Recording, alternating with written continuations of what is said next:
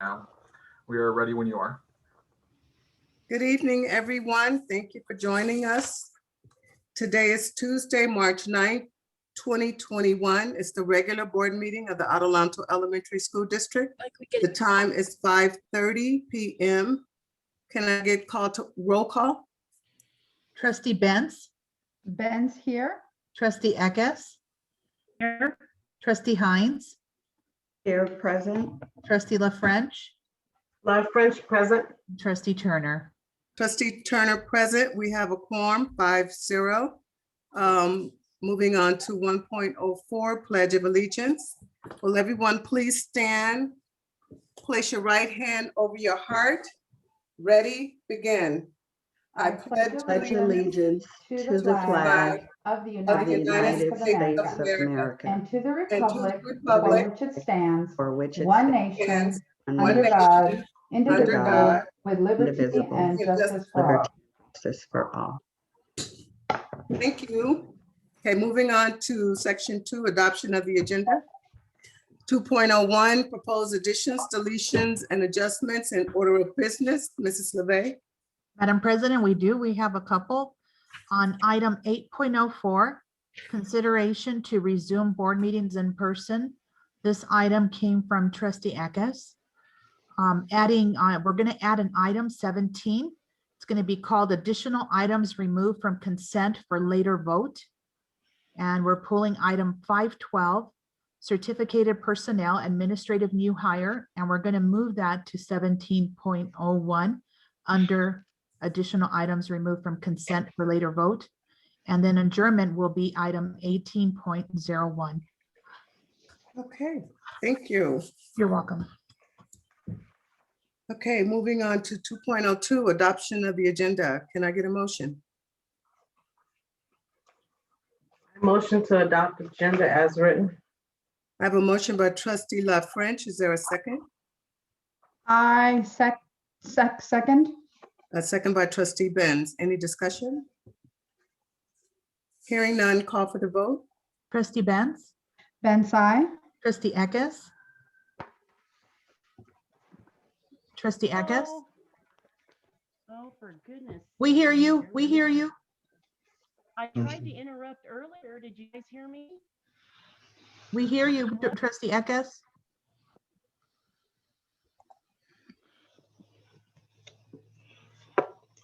I'm gonna have her call me and pump her through my speaker. Okay, Trustee Hines, Aye. Trustee La French, French, aye. Trustee Turner. Trustee Turner, aye. Did we get a motion by Trustee Eckes? No, we did not. Trustee I Eckes? mean, not a motion, but a vote. No, we did not. Trustee Eckes, can you hear us?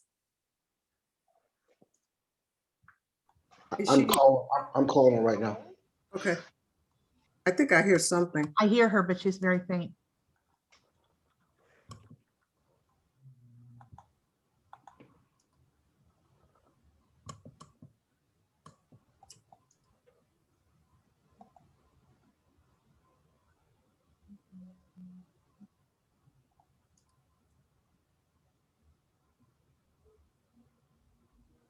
Holly, can you talk, please? Yeah, did you hear me earlier? Yes, we can hear you now. You're just low, but we hear you just fine. Thank you. Okay, well, I had a question earlier. When I asked for a discussion? Okay, I'll Earlier go when back to she, discussion. I'm sorry, Trustee Eckes, I'll go back to discussion since you had a question. We couldn't hear you. What is your comment? Okay, can you hear me now or do I need to mess with the volume? We can hear you. Okay, earlier when we did 2.01 adoptions, deletions, I wanted clarification on 8.04. Was that being moved or? No, 8.04 was not being moved on the agenda. It does not have who requested the agenda item. And so we wanted to clarify that and say that you requested that it came from you. Oh, okay. I'm sorry. I thought it did stay on the agenda. Okay, I'm sorry. No, Okay. that's okay. We need your vote to adopt the yeah. agenda. Okay, motion Yes, passed. Okay, motion passed 5-0. Okay, moving on to section 3, public comment period. Public comment period for items listed on the agenda and non-agenda items within the subject matter of jurisdiction of the governing board.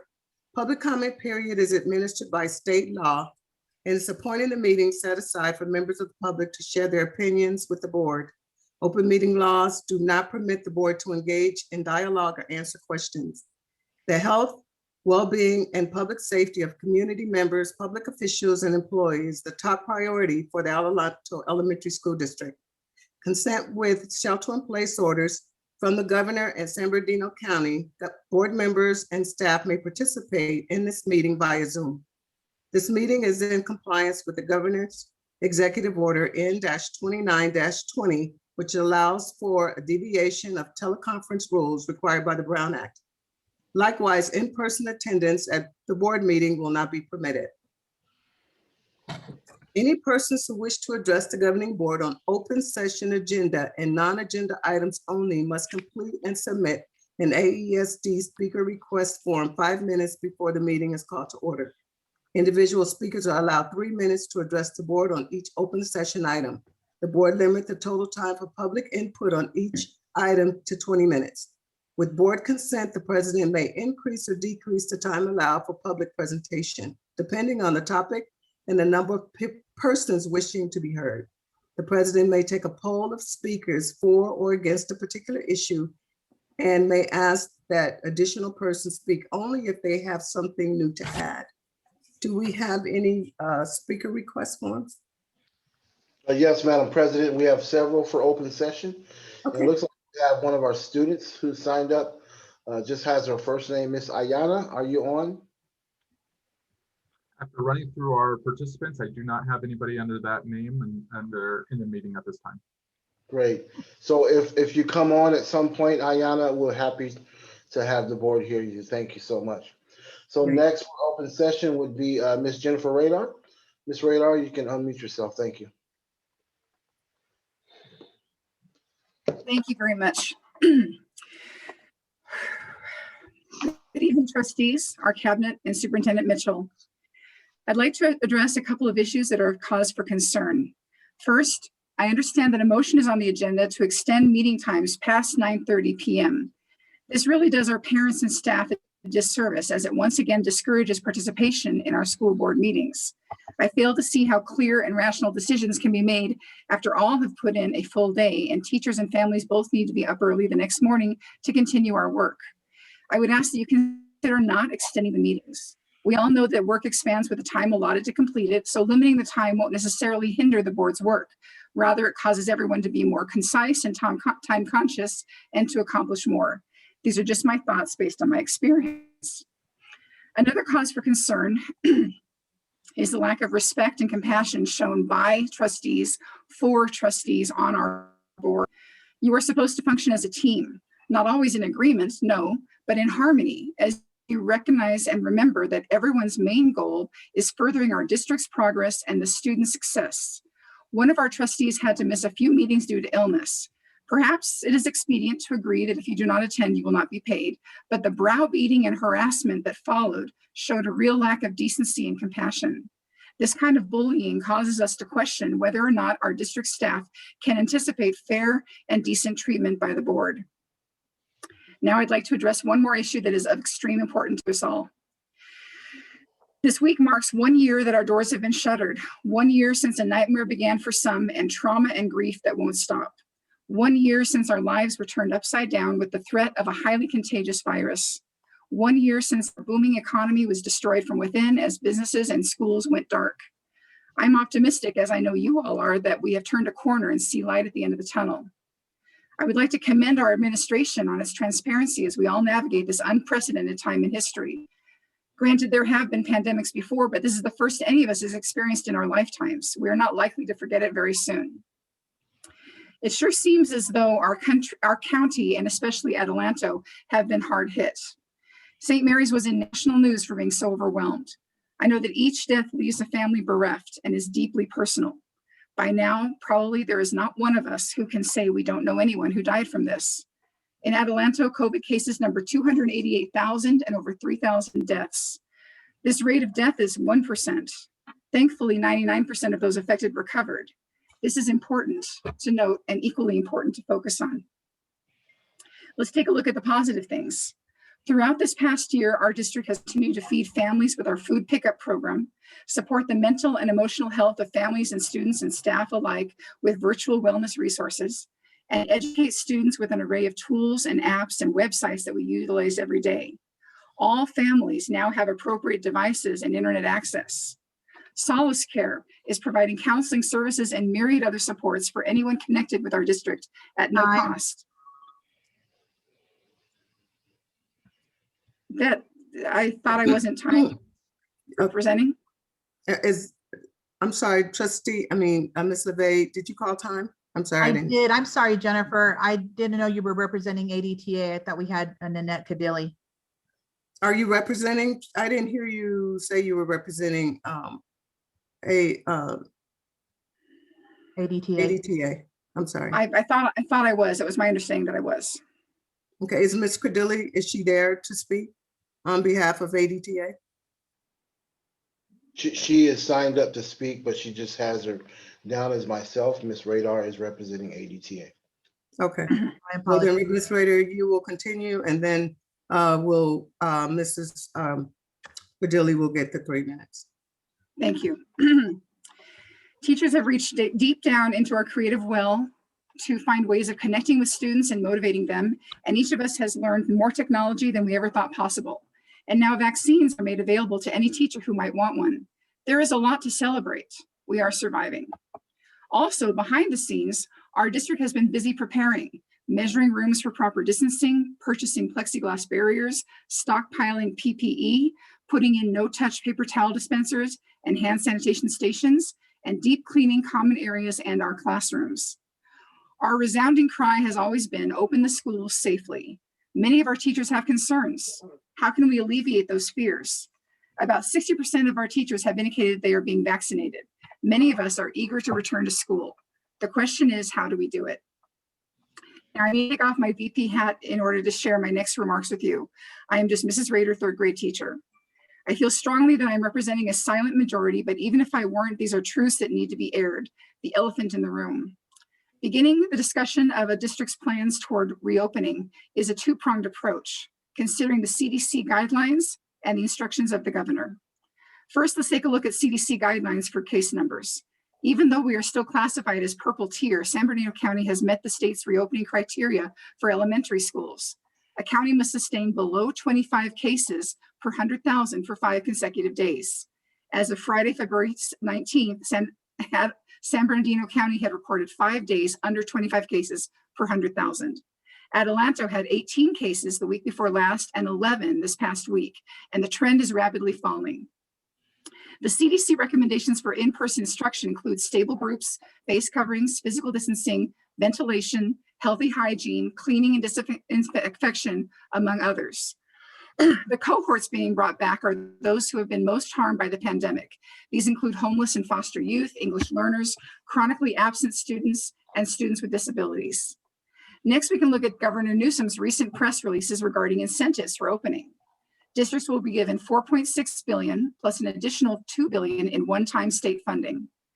If we don't open by April, we will lose 1% of our share of the $2 billion we are promised each day until we open. And finally, districts returning to in-person instruction are exempt from state testing. These are powerful incentives. When our salaries are not keeping up with cost of living, we cannot turn down funding offered by the state. When our salaries cannot absorb the new insurance rate hikes, we cannot turn down funding from the state. With the cost of maintaining the safety protocols and proper custodial services to the schools, we cannot turn down funding offered by the state. When our students' education is eking by, barely staying par, we cannot turn down the opportunity to skip the test this year. When so many of our students are checked out emotionally and losing ground educationally, we cannot ignore state and county guidelines under which reopening is possible. Our children's emotional and mental states are fragile, and this year is the very worst year ever to have to undergo state testing. Besides the fact that a secure test environment would be impossible to enforce, students have not had the benefit of structured preparation for these exhaustive tests. The last thing kids need in this year of stress upon stress is the pressure of state testing. And the last thing we as teachers need at a time when every moment spent on Zoom with students is valuable and critical is 2 to 3 weeks spent testing and makeup testing and chasing after those students who simply refuse to comply. An exemption from state testing this year is exactly what is needed at this point. And frankly, it simply makes sense. We forego that benefit if we do not open. It cuts us off at the knees to turn down the state incentives when all data indicates that it is safe. Are we guaranteed? No, but none of us has any guarantee of total safety from illness or accidents, COVID or no COVID. We are going to need that extra money to keep up with the safety and health measures that are being put in place. We are also in danger of a literal migration as families move their students to Riverside Prep and private schools. The longer we stay closed, if districts around us open, the more students we stand to lose. From the very beginning, safety for our staff, students, and families has been the #1 priority. That is still true. With COVID now a much reduced threat, it's time to pay attention to the other things that harm children away from school. For many of them, their online activities are not being monitored. What are they being exposed to? Some of our children are in abusive situations. Without school check-ins, abuse, drug use, and depression are a few of the heartbreaking realities our kids face. These childhood wounds can have lasting effect far into adulthood. If we are waiting for a guarantee that COVID won't touch any of us, that will never come. However, the CDC recommendations are worth considering. With these new CDC guidelines and parameters and with the governor's direction, it's now time to look forward and bring our kids back to school. Thank you. Thank you. Dr. Mitchell, are there any others? Yes, Madam President, we have Nanette Cadilli, open session, and she's speaking as herself. Okay. Ms. Cardilli? Hi, good evening. I just want you to note that the second part of Jennifer Rader's speech was her own and not a representation of ADTA.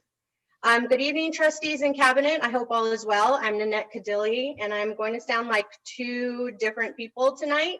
And I guess it kind of goes with both of my roles as a concerned teacher and a citizen of the community, and also the president of ADTA. Because Jennifer was speaking for the union tonight as we switch off, I didn't want to go another 2 weeks without thanking you guys. Thanking the board for attending the CTA High Desert Service Center Council School Board member luncheon. This is the first time that I received so many RSVPs, and I appreciate your attendance and the questions that you asked our CTA president. This really showed me a willingness to work together and listen to the voices of our union. All of these different organizations and groups are all working for the betterment of our students and districts. So thank you again. It was great to see you there. Okay, so that I just wanted to make sure I thanked you guys because I didn't want to wait 2 weeks from now to do that. So, but I really am here to speak for myself. So the next thing that I'd like to talk about, and this is where I'm going to sound like a completely different person, is the appalling treatment given to Trustee Hines at the board meeting last time. Not only did the president of the board lay into her, but then a second trustee had to add to it, and it was really unnecessary. I felt my stomach drop as I listened to your harsh, unsympathetic, uncaring, and downright cold-hearted words that spewed from your mouths. The way she was treated was contradictory to the way that you have spoken about the virus and what it has done to people and your concern for our community. Trustee Hines is a member of this community and should have been given more understanding and empathy for her situation, a situation that she had no control over. Everyone will experience COVID differently should they get it. For some, it will wreak havoc on our bodies and our mental health, and others will recover and get through it quickly. She opened up to the public and talked about something personal and that she was going through and how badly she felt, and you guys just turned on her. I just lost another friend last night due to complications of COVID, and that very well could have been Trustee Hines. Thank goodness that she came through it and is on the road to a healthy recovery. But that was a shameful display of uncaring, mean girl personalities. You should rethink your decision and do the right thing. And frankly, you owe her and the public an apology. That is all I have to say. Thank you and good night. Thank you. Dr. Mitchell, do you have any others? Yes, ma'am. First, I want to call Diane Lynn, President of CSEA. Diane, you may unmute yourself. Welcome. Thank you.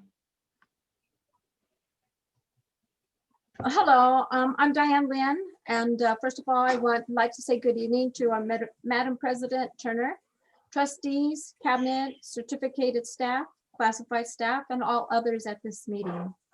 I would like to thank cabinet and trustees for keeping us all safe.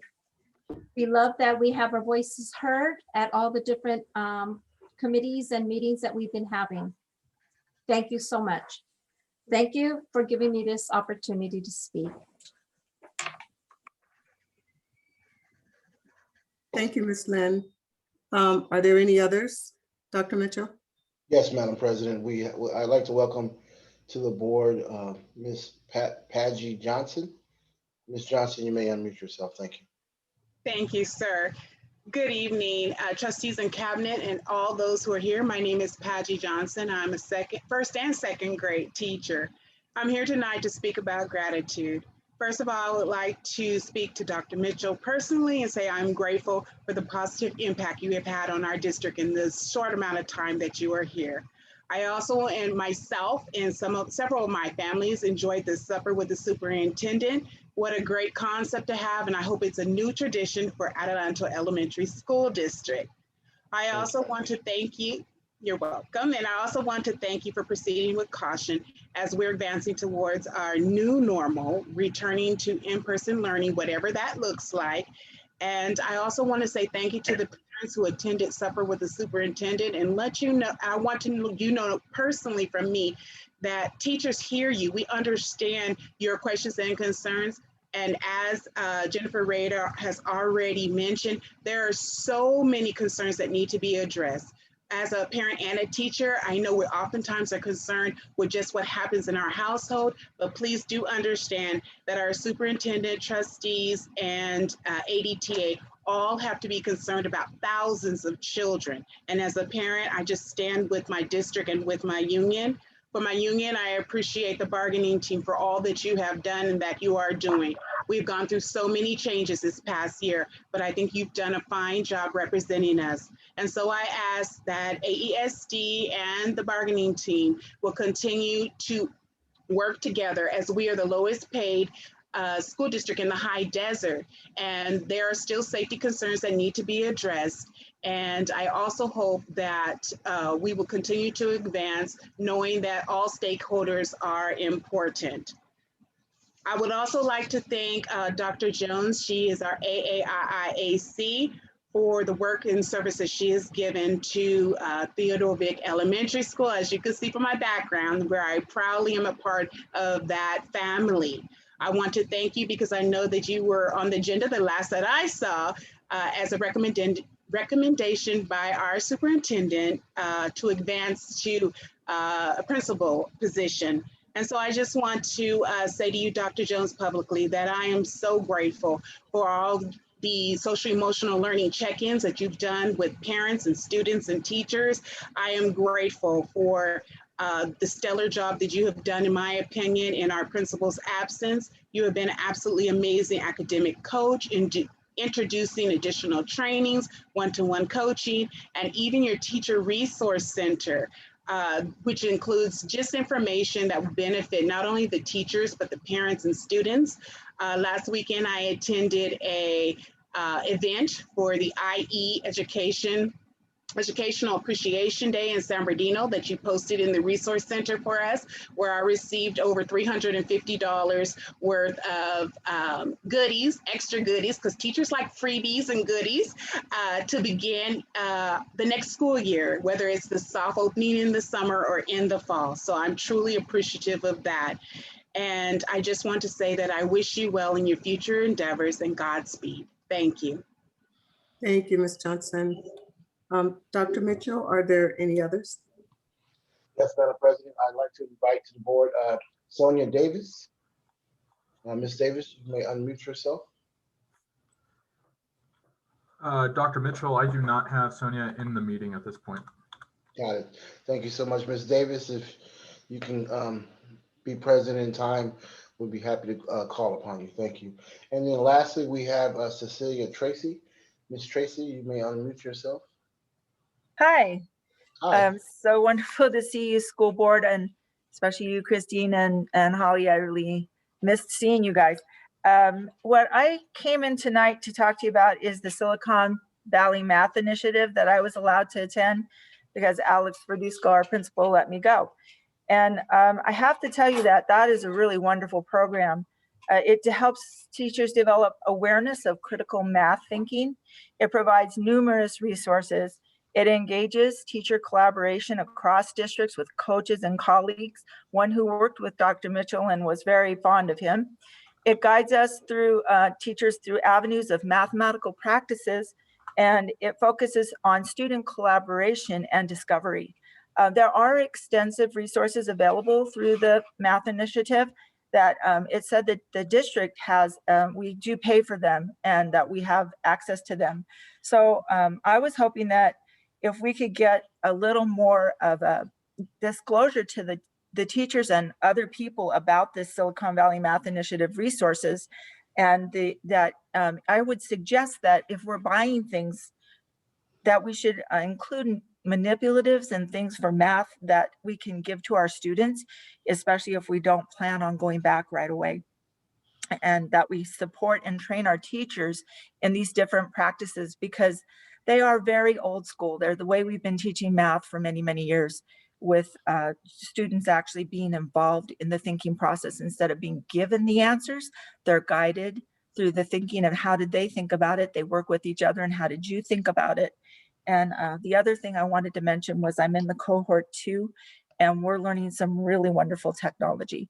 And I want to express my appreciation for being allowed to attend these things because I really enjoy them. And for me, it's just a part of what I love to do in this profession. So I hope everyone has a wonderful evening. Thank you very much. Thank you, Ms. Tracy. Dr. Mitchell, are there any others? Madam President, those are our comments. I do want to call to see if Ayana is online, or student who wanted to make a comment. I still don't have anyone in the meeting at this point with that name. Good. And then Sonia Davis.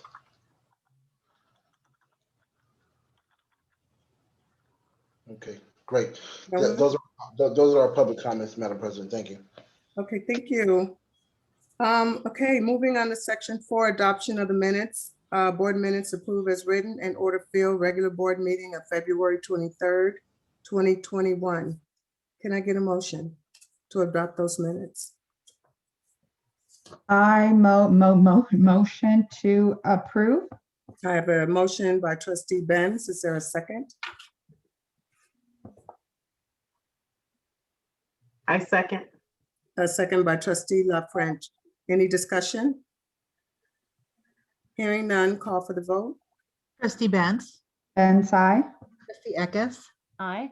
trustee Hines, Aye. La French. And trustee La French, can you repeat that? Left French, aye. You, trustee Turner. Trustee Turner, aye. Motion passed 5-0. Moving on to the consent agenda. We'll be taking items 5.02 through 5.14.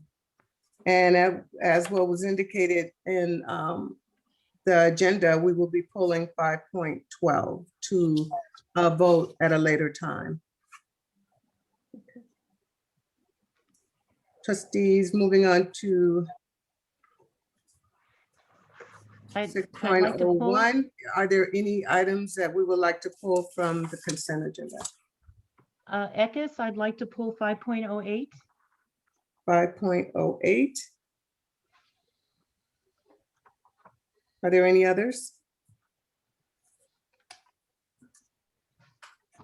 Okay. Hearing none, I would like a motion to approve the remaining consent agenda minus 5.08. I motion to approve the remaining items excluding 5.08. I have a motion by trustee Benz. Is there a second? I second Love French. Yeah, a second by trustee La French. Any discussion? Hearing none, we'll call for the vote. Trustee Benz, Benz, I. trustee Eckes, Aye. trustee Hines, Aye. trustee La French, Love French, I. Turner. Trustee Turner, aye. Motion passed 5-0. Okay, moving on to 5.08. That is business services, approve the purchase warrants, orders and warrants. As written, Yes, trustee Eckes, you pulled this item? Yes, I pulled this item because I'm still pending information on one or two items. So that's why I pulled this to vote separately on it. Okay.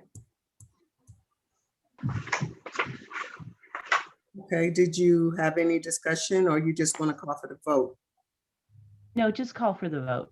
Okay. It'll take too much time. Okay. Okay, is there a motion to approve 5.08, approval of purchase orders and warrants?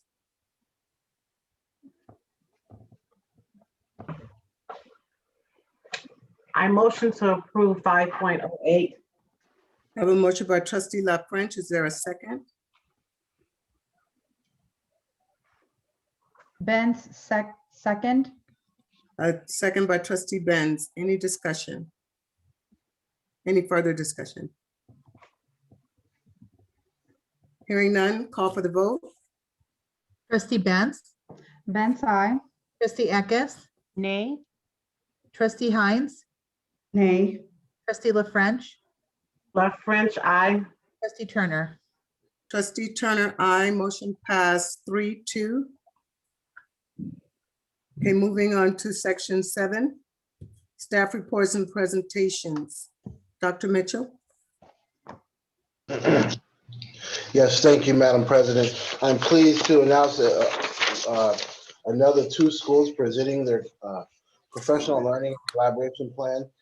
Just as a reminder, board, these are plans that have been collaboratively developed with the staffs to determine the learning needs of teachers. I strongly believe that schools are unique because of the staffs that work at those schools. And so we want to design professional learning experiences for teachers that meet those particular needs, to meet the needs of the kids that they serve. And so Mr. Rizzo and Ms. Peterson will present their school's professional learning and collaboration plan. And we'd like to invite Mr. Ramon Rizzo, principal of Adelanto Elementary School, to kick us off. Mr. Rizzo, take it over.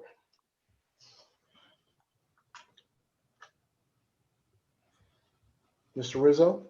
Yes. Okay, good. Hi, good evening, guys. I'm just getting myself set up here.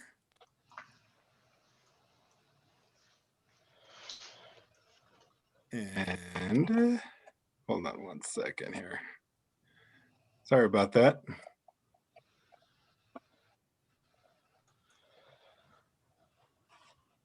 And good evening, Board of Adelanto Elementary School District Trustees. And good evening, AESD Cabinet as well. Thank you very much for letting me speak this evening. I want to say good evening to our public as well, our teachers and staff that are out there, our parents that are joining us this evening. Thank you so much for joining us. This is our professional learning and collaboration plan, board presentation for this evening. My name is Ramon Rizzo. I'm the principal for Adelanto Elementary School. So we're going to start off with our PLCP process. This year is unlike any other year, as we can all agree. But one of the cool things about this year specifically is that we're developing this PLCP, for those of you who don't know, Professional Learning Collaboration Plan. And it's a collaborative process, very inclusive with our staff. So we're really excited about it. I'm sorry about that. We're really excited about it. So let me kind of walk you through a little bit of what our process was.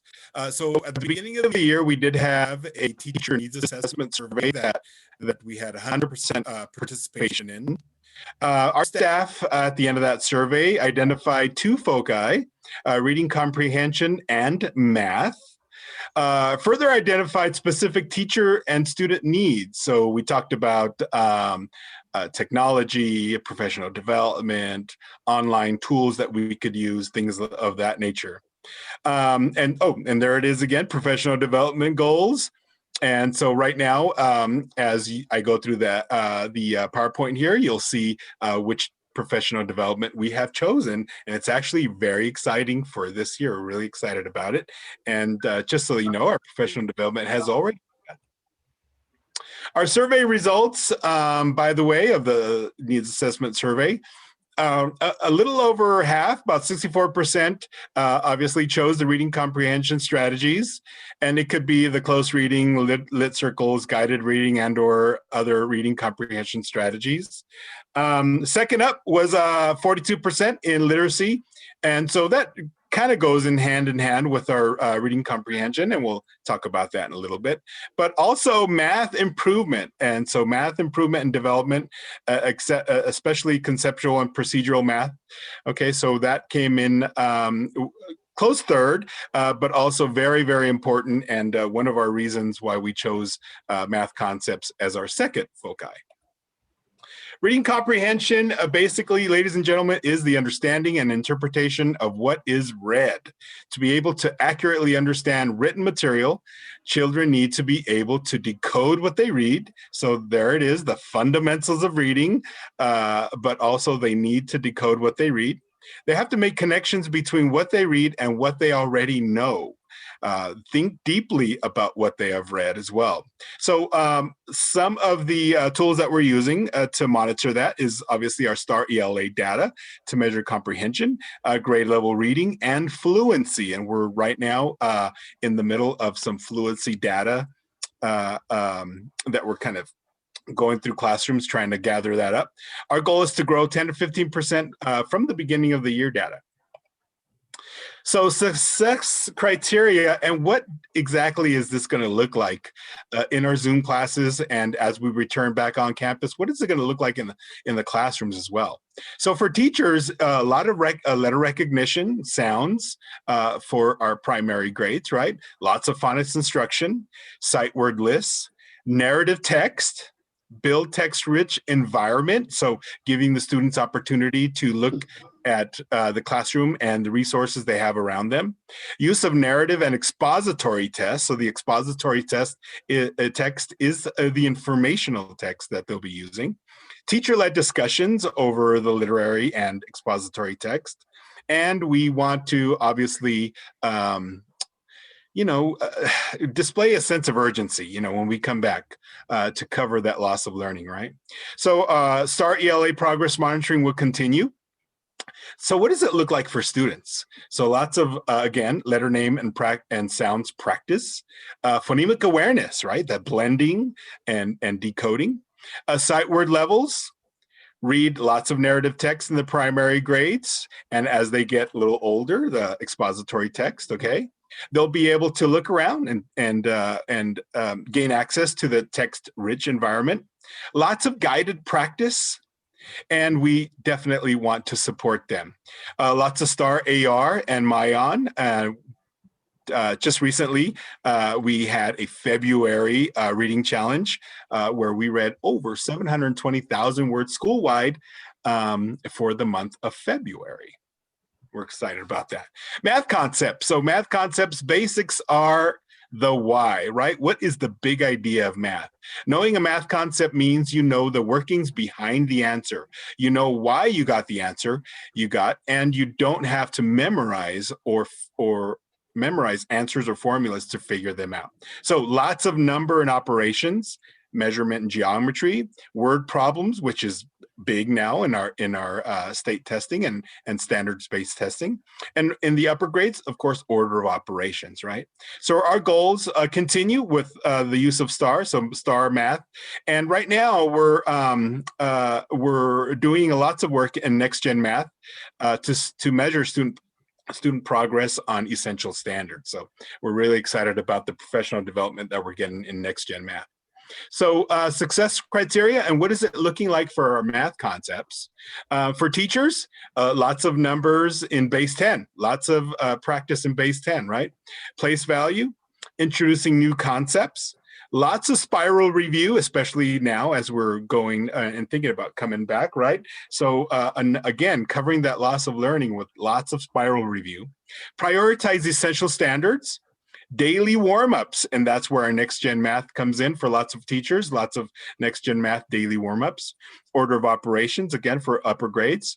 We're using our beautiful core curriculum, and thank you, board, for that. Next gen math progress monitoring. And what does it look for our students? So lots of number recognition and value, very, very important to get those basics down. Learning number patterns. So what does that mean? Counting by ones, counting by twos, fives, tens. Understand and organize number sentences. Master math facts. Learn academic language. Recognize when to use the operations in the order of operations. Lots of peer collaboration going on, especially right now in Zooms as we use Zoom tools such as breakout rooms, and we regularly assess. Professional development, and this is the exciting part of our plan. Universal design learning is an excellent professional development opportunity for our teachers, where we talk a lot about student engagement, how we can stimulate learning, how students can present information and content in different ways. Everybody learns differently. And so we want to encourage students to show their work in different ways or how they understand the concept and the material. Differentiated instruction. Oh boy, differentiated instruction is huge, right? Especially now as we think about coming back and going through our MTSS process, which includes the RTI as well, so response to interventions. Equity versus equality. What are we, not one type or style of strategy is going to be appropriate for all students. Matter of fact, what is appropriate is differentiated, meeting the students where they are. Next generation math is what I talked about earlier in math concepts. So next generation math is a great way for the teachers to go back and just look at the standards blueprint, talk about and work with those essential standards that are going to help our students move forward in math. Standards assessment format and depth of knowledge, so the level of knowledge that the students will need to answer sometimes those very difficult word problems in math. So we're really excited about both of those professional developments right now. Professional collaboration, lots of collaboration. Matter of fact, that is literally the basis for our efforts and for this presentation. AES weekly staff collaboration. We do have an on-site tech coordinator that meets with the staff once a week. Okay, so lots of questions about technology, isn't there? And boy, oh boy, have we learned this year how to best use that technology in our Zoom classes. We're sharing instructional strategies in our collaboration, and as well as our professional development, which is our staff meetings on Tuesdays and Thursdays. And we're moving those teacher experts forward, right? We're showing, they are sharing their strategies and what is really working in the classrooms while we're using our technology, our online platforms and the like. AES leadership team religiously meet up every other Thursday, and it's a great opportunity for us to meet up, discuss our calendar, talk about school business. Certificated classified staff are also involved in our AES leadership team every other Thursday. So we're excited about just getting as many voices as possible from our school site involved in AES leadership. Instructional feedback, annually we do teacher observation. So our teacher observation evaluation, we want to conference with those teachers for professional feedback. Teacher and admin developed observational tools are actually in process right now as we try to give each other a hand and collaborate with one another as to what are those effective practices in the classrooms and our Zoom classrooms as well. We do lots of Zoom throughs, which are traditionally walkthroughs to gather collaborative and collective data. This data is shared in staff meetings, so I talk about what I see with the cool tools that the teachers are using, because sometimes, teacher A doesn't always know what teacher B is doing. So I'd like to share those with our teachers and make sure that they're kind of supporting each other in this process. Cougar Pride, lots of Cougar Pride on campus. Ladies and gentlemen, boys and girls, monthly virtual award assemblies. We have monthly students of the month. We have honorable attendance, which has been a big hit and helped out a lot with our attendance. We've had bikes donated to kind of go along and celebrate that and motivate our students to make sure they're zooming in every day. And also we've incorporated this year our Parent of the Month awards too. Parent of the Month awards. So our teachers realize that parents are a huge part of what we're doing on a day-to-day basis and in our Zoom classes. So we're really excited to make sure that we recognize those Parents of the Month, okay? Every week, Mr. Rizzo's YouTube announcements. That's right, every week, and there's a picture of me right there with our Cougar, Kobe the Cougar. We are doing those on Mondays, and we're just talking about all the great things that are going on. We're celebrating student achievement. We're talking about upcoming events, themed events that are coming up, our reading challenges. So we're getting that information out to our students and our staff every week to make sure that we are all together celebrating great things that are going on at school. Well, with that, ladies and gentlemen, thank you very much for the opportunity to share that with you. Are there any questions? Or do we have any questions for Mr. Rizzo? Yes, I do. Mr. Rizzo, so how is next gen working for your school? Do your teachers like that? You know, it's actually been a great tool, and like I said earlier, it's been a great way for students to just like a quick warm up. Specific teachers have lots of power to be very creative with very specific standards in math that the students could practice on, get feedback on. They could challenge each other. The teacher can create different challenges, small quizzes. It doesn't have to be a big long test. It could be 5 questions of a standard that maybe they've been having issues with, and it's just 5 individual questions on that specific standard that they could practice on. And so it's actually become very, very popular with our teachers. Oh, good. Thank you. I had a question. First of all, very good report. Thank you. It's good to see you. I had a question about, thank you. It's the question is towards your awards. Awards are great incentives for the children and the school, and I know it makes them real happy, especially during this time. Are you getting good donations? And if so, where are they from, like the bikes and stuff? Oh, Horace Mann is an insurance company. I'm sure you've heard of it. That, I mean, they've been donating for years now. So this year they donated quite a few bikes to kind of help motivate our students and get those, just kind of. And the kids just love them. I know. and it's just a great way to just say, hey, you could be a part of this drawing. And so we've, ever since November, we've been very fortunate to be able to do that. And again, with the help of Horace Mann, and we're really lucky that, and like I said, they've been around for years and they've helped our teachers out with insurance issues, but but they've always been great to donate those bikes for us. Yes, perfect. Thank you. That's good news. Oh, you're welcome. Thank you. Oh, you're welcome. Trustee La French, do you have anything? No, I just want to say thank you for your presentation. I don't have any comments at this time. Oh, you're welcome. Thank you. Thank you. Trustee Hines?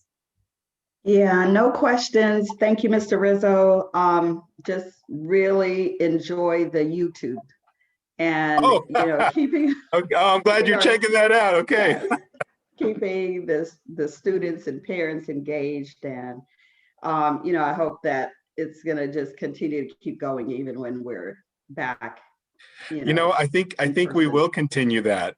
It's been great getting great responses and getting that information out there, and that sort of Monday, let's go team kind of action, and that those videos can really help motivate a little bit.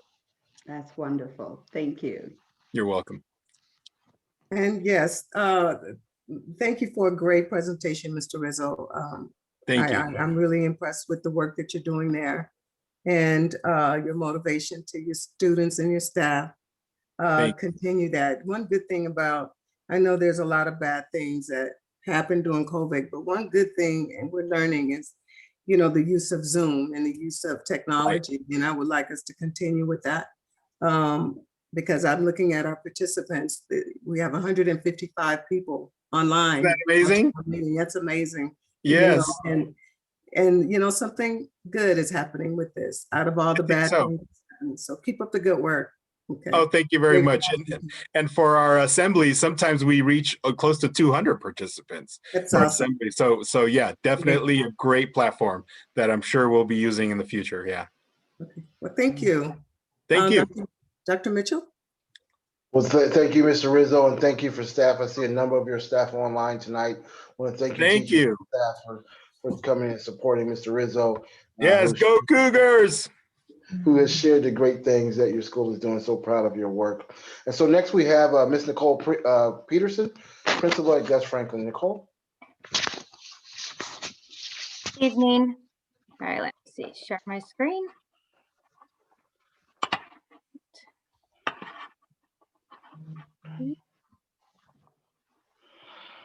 All right, good evening, President Turner, trustees, Dr. Mitchell, cabinet, and all the attendees. I am Nicole Peterson, and I am here to present Gus Franklin STEM Academy's Professional Learning and Collaboration Plan. I would also like to take this time to introduce our new AAIIAC, Dr. Charles Martin. He's here somewhere, and I'm just so excited that he is a part of our team. He is such a great asset, and we already got the ball rolling, so thank you. I say that, thank you very much. All right, so let's begin the development of the plan. Well, it kind of started about a year ago. Before we were out on Zoom, COVID, a couple of teachers went to a conference that featured Dr. John Almarad, and they got this idea about clarity for learning. And so they shared it with other teachers, and then some more teachers went to a part 2.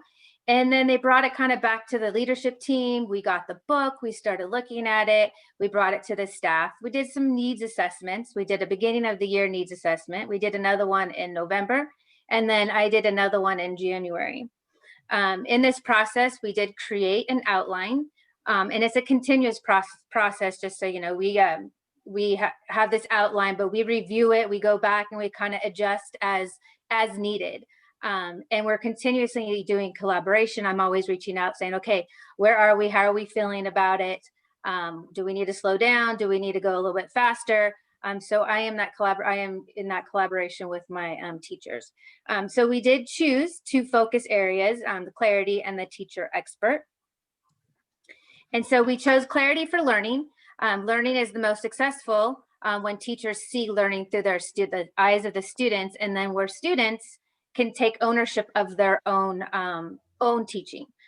That's not exactly the exact quote, but you guys can read the exact quote. And then collective efficacy is that effect size.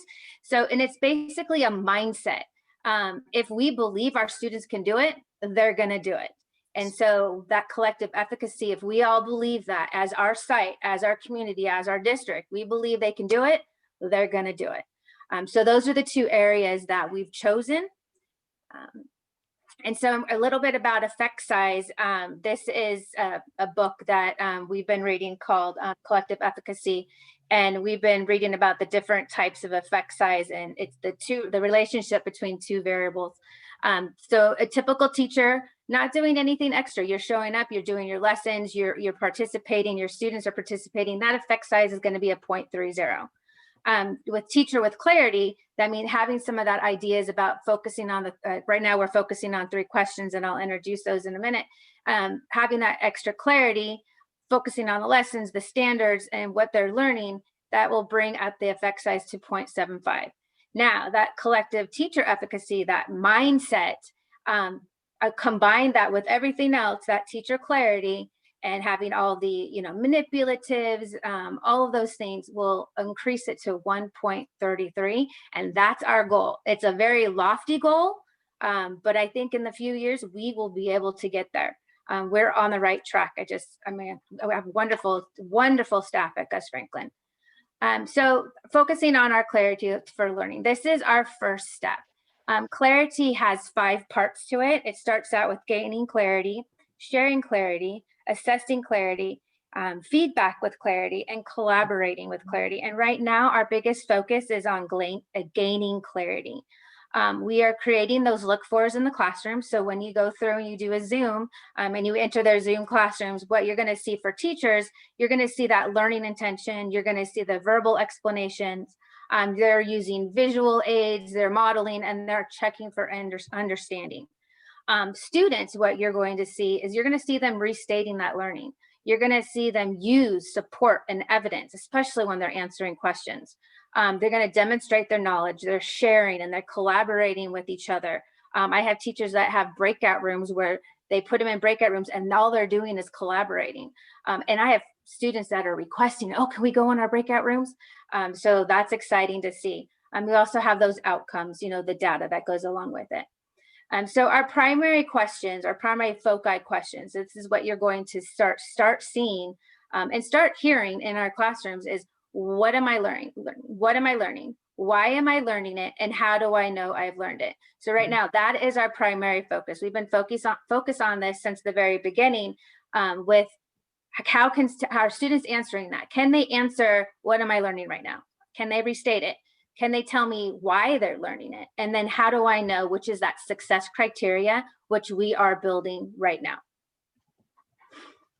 Our professional collaboration and feedback. So right now, of course, we're going in, we're doing our Zoom throughs. We're looking for those look-fors. We're looking for those 3 questions. We're doing observations, teacher observations. My teachers would love to be able to go into other teachers' classrooms and see what they're doing. We're doing surveys, parents, families, staff. We're creating a lesson plans using the playbook, the Clarity for Learning playbook. We're also created a time. So we dedicated certain staff meetings to our teacher experts. It's where they put on the professional development. Our teachers have a sign up, like this is what we want. We want CAMI, or we want grade book, or we need some more information on how do you link things in Google Classroom or Google Slides. And so our teachers sign up and they become the expert and they provide that professional development for our teachers. And that's been really successful. We've even had teachers, will you do it again? I have more questions. Now that I've used it in my classroom, I have more questions. Will can we do this one again? So it's been I think it's been very successful and my teachers are very appreciative of it. We are also doing grade level and across grade level collaboration. We're still doing our data chats.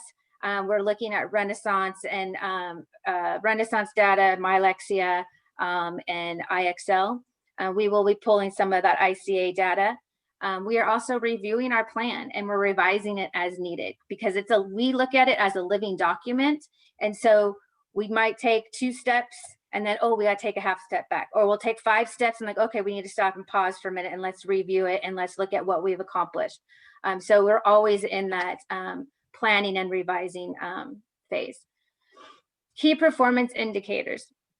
So this is how we're measuring it. This is what we're going to be seeing. We're going to be listening for that student acknowledgement of their learning. Those 3 questions, can they answer those 3 questions? Students will be able to explain and demonstrate their learning. And teachers will are clear on that learning intention. That's where that success criteria comes in. This is what we're going to be learning. This is how I know you're going to why you're learning, and this is how I know you've learned it. Teachers, we're going to be reviewing our subgroup data.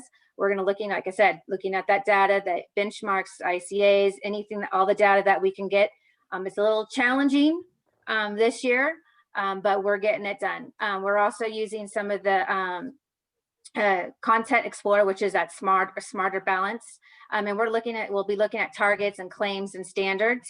We're also going to be organizing our students by different significant subgroups. And again, looking at that data, looking at their answers, right, partial, or wrong.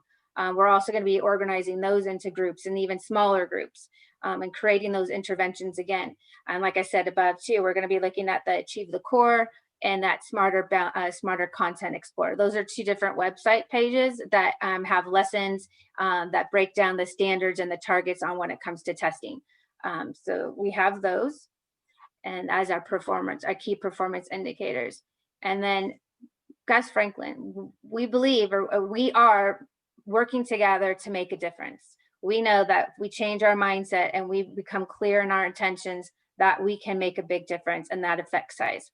We're making learning visible and accessible for all students. And we are working together through vulnerability and straight talk as that teacher expert and asking them, okay, what's working, what's not. We're providing that feedback. This is what I saw. This was great. Oh, let's try this. Oh, how about that? And offering that professional development that is relevant to them and to their needs at this specific time. We know that when we come back in the fall, we're going to have to relook at some of this because now we'll be in the classroom as well. So it's an ongoing process. So again, to reiterate, our two foci area is learning for clarity for learning and that collective efficacy. And so that is my plan, or our plan. That ends my presentation. Do you guys have any questions? Yes, Ms. I do. One of my questions is, how good is the internet connection out there at your school? Are kids able to get into Zoom? Is there good participation? We have really good participation. It just depends on where they are, because we have students all over. We've had to give out a few dozen or so hotspots, but majority of the time, and then our teachers are really good. Like, they're checking in if cameras are off. They're saying, hey, I need to see you. But sometimes they have cameras off to run videos. Sometimes they have cameras off just because there's that there might be a connection with more people in the household. So they need to, not have their cameras on, but they are participating. So, but the majority of our kids are successful when it comes to that. Okay, do you know the participation percentage of kids that are able to do Zoom school at your site? I don't have a specific number, but we have a really good number. But let me get back to you on that. I should be able to figure out a percentage for you. Well, thank you. And that was a great percent. Thank you. I was a little nervous. First one as a principal. Perfect. It was perfect. Thank you. Thank you. Any other questions for Christina?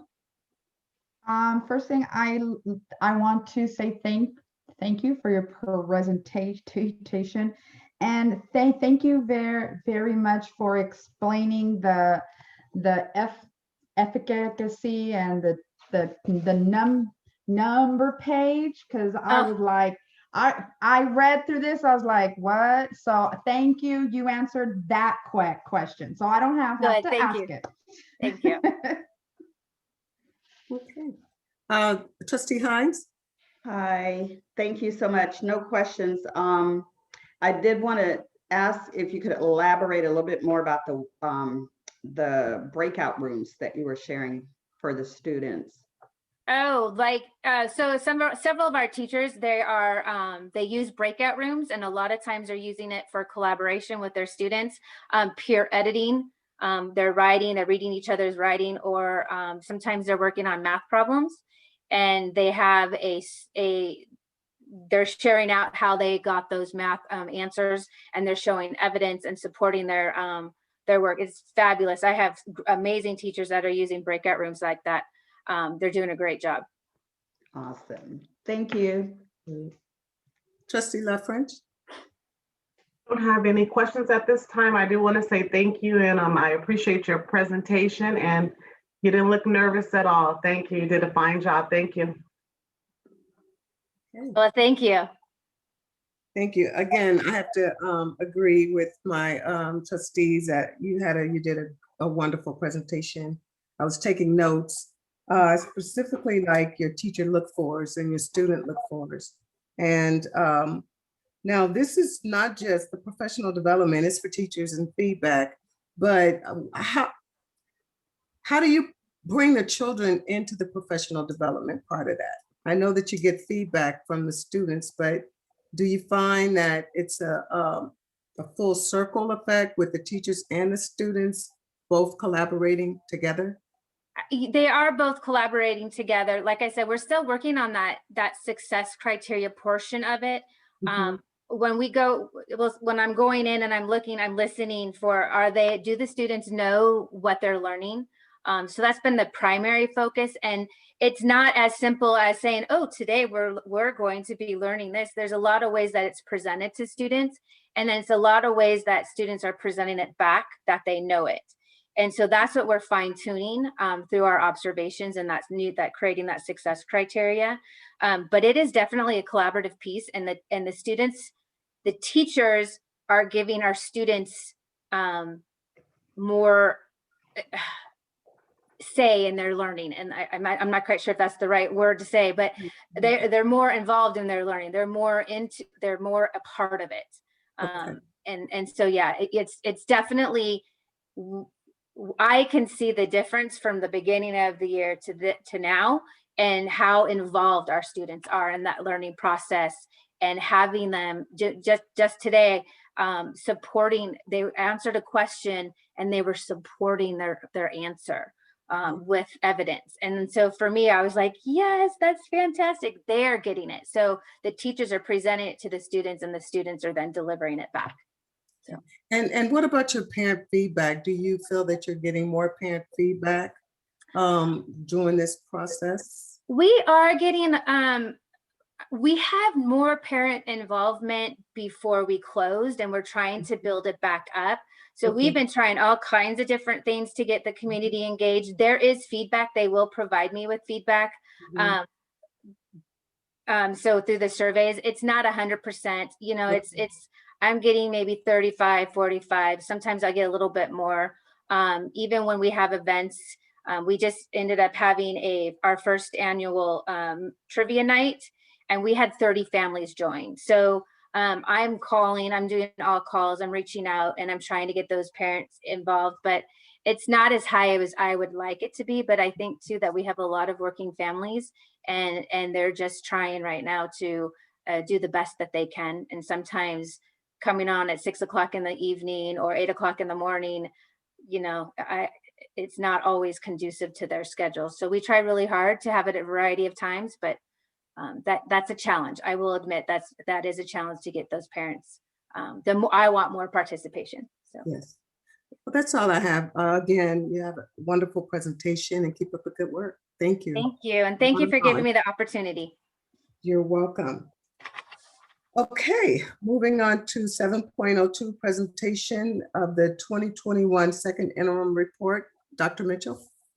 Thank you, President Turner. Before we move from Gus Franklin, I want to thank Nicole for her presentation tonight, along with Mr. Rizzo. What great work, and really what I'm really confident about and proud of is that our schools plans really have our teachers' fingerprints on those plans. Yes. And I told principals from the onset that we will feel successful if we can see the fingerprint of our teachers and staff on these plans. And so that's definitely evident. And I want to thank Gus Franklin's staff who are on tonight as well for being on, supporting your principal. Looking so forward to this work, especially as we return in-person instruction. These efforts will be made that much more powerful. So thank you both for your work. Thank you for your leadership. And thank you both the staffs of Adelanto Elementary and Gus Franklin for all that you do. Thank you so much. And so before we move on, I do want to say something. I have to say that I was a little concerned that when our school site plans were submitted without, principals' input. I was really concerned about that because I really wanted to hear what was going on in the schools at the school site. And I'm really impressed with, the learning and professional collaboration plan that we're hearing from the different schools. I think it's even better this way. Thank you, Dr. Mitchell. I just wanted to say that. Thank you so much, President Turner. I appreciate, I appreciate the board's leadership in allowing me to do some different kinds of things and try a different way. And so I appreciate the leeway that I've been given by this board. Thanks so much. And so with that, I'd like to introduce our Mr. Kraus, Assistant Superintendent of Business Services. He's going to present the second interim report that will give us another look at our budget and kind of the district's health as it relates to our budget. And so with that, Mr. Kraus, thank you. Thank you, Dr. Mitchell, and good evening, members of the board, members of the community that are joining us this evening. I'm going to share my screen with you. And as Dr. Mitchell stated, I am here to present the second interim report. And what the second interim report is the period of time from July 1st, which starts every new fiscal year. So every July 1st, we in business services celebrate a new year because it's a new fiscal year. And the second interim report captures all of our revenue and all of our expenditures that come in from July 1st up until January 31st of 2021. So this report, you might recall in December, we presented the first interim report, and now every year in March, you should always see the second interim report. So that's what I'm very excited to share with you this evening, the second interim report. So here are some of the discussion topics we'll be reviewing this evening, some highlights of the second interim. The updated revenues expenditures. We'll look at our multi-year projections. We'll talk about the budget stabilization plan, second interim summary, and I've also added a few extra slides this evening to mention the COVID-19 funding, and then also the PPE equipment and supplies that you may have heard that we have been purchasing. So I have an updated couple slides on that, excited to share that with you, and then some next steps on how we're moving forward. So here we just want to take a look at the highlights of the second interim. The certification is positive, which is a great way to certify, which means the district can meet its obligations for the current year and the out years. Our federal revenues are still higher again due to the one-time COVID-19 funding, and we'll reflect that in our numbers here in a few slides. But they're adjusted in the out years because at this time they are only one time unless there's other funding potentially from the federal or state government in the future. We still do see some historic deficit spending, and we're working to reduce that as we move forward with our budget.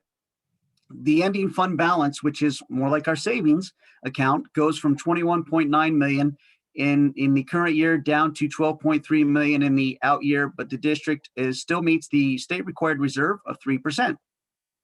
And then all of the biggest difference from first interim, when I presented the first interim to you in the beginning of December, and now is that the governor came out with his January budget proposal. And so those are the major changes in our second interim, because we take what he said that he'd like to propose, and then we incorporate them into second interim. And so they are captured here. And so moving right into the next slide, here are those planning factors that the governor proposed in his budget update in January. So as you can see here, the cost of living adjustment, or the COLA, for 2021, I want to bring your eyes to the line that shows funded LCFF COLA, the third one down, the third row down. That's how districts are funded on. So as you can see, in 2021, we did not receive a COLA. This year, no COLA from the state. Now he's proposing for next year a 3.84% COLA, and for 22-23, a 2.98% COLA. So as we move forward, those factors are in the second interim.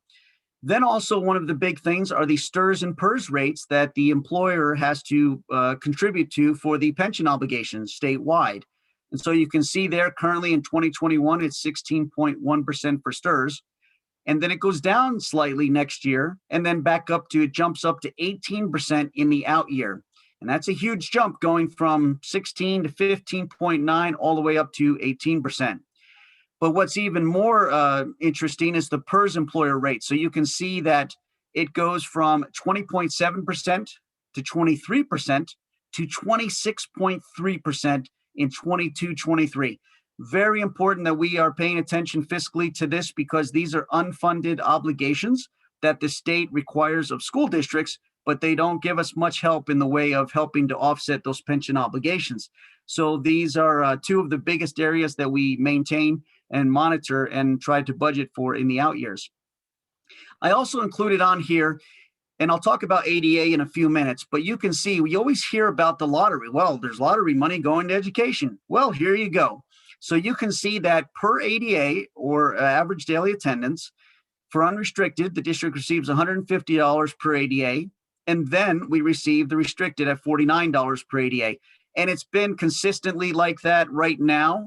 There's no increase in how much a district will receive in lottery. So just wanted to show you that on there. And then at the below there, districts can receive a mandated block grant. And what that is that, again, this is an obligation that the state has said districts have to do. So for example, districts have to fingerprint potential employees, right? The state says you have to do that, but the state doesn't provide money to districts for fingerprinting. So they basically lump it into this thing called a mandated block grant because it's mandated by the government, but they don't fund it. So they're trying to offset it a little bit by giving you a little bit of money per ADA. As you can see there, the K-8 per ADA is 32.18 in the current year and goes up to 33.63 in the out year. So a little bit increase there over time. But again, it's based on ADA. And I bring that to your attention, and so is lottery, because these are the areas that the district, the ADA really does come into play related to our funding. And so as we move forward, I will just talk about that, segue right into the enrollment in ADA projections. So one of the things that happened in 2019-20 is that our enrollment was at 8,200 and our ADA was 7,699. So as you can see there, what happened is that over time, since COVID hit, our enrollment has dropped. So in 2021, you can see that our enrollment is 7,817. So there's a substantial drop in student enrollment from 1920, a substantial drop. That equates to a drop in ADA somewhere down the line. So, but right now the district is held harmless by the current ADA of 7,699. That will change in that third year out. And we'll look at that when we look at our revenues for the 22-23 year. You'll see a drop. The reason being is now we're not going to be funded on the 7,699 anymore. We will be funded on the lower ADA of 7,333 if something does not change. So I'll talk about how we can change that in a few slides. But currently, as it stands, our enrollment, as you can see in the enrollment column, and then our ADA. So very important that we monitor our enrollment. We encourage our students to stay with the district. We encourage new families to enroll with the district.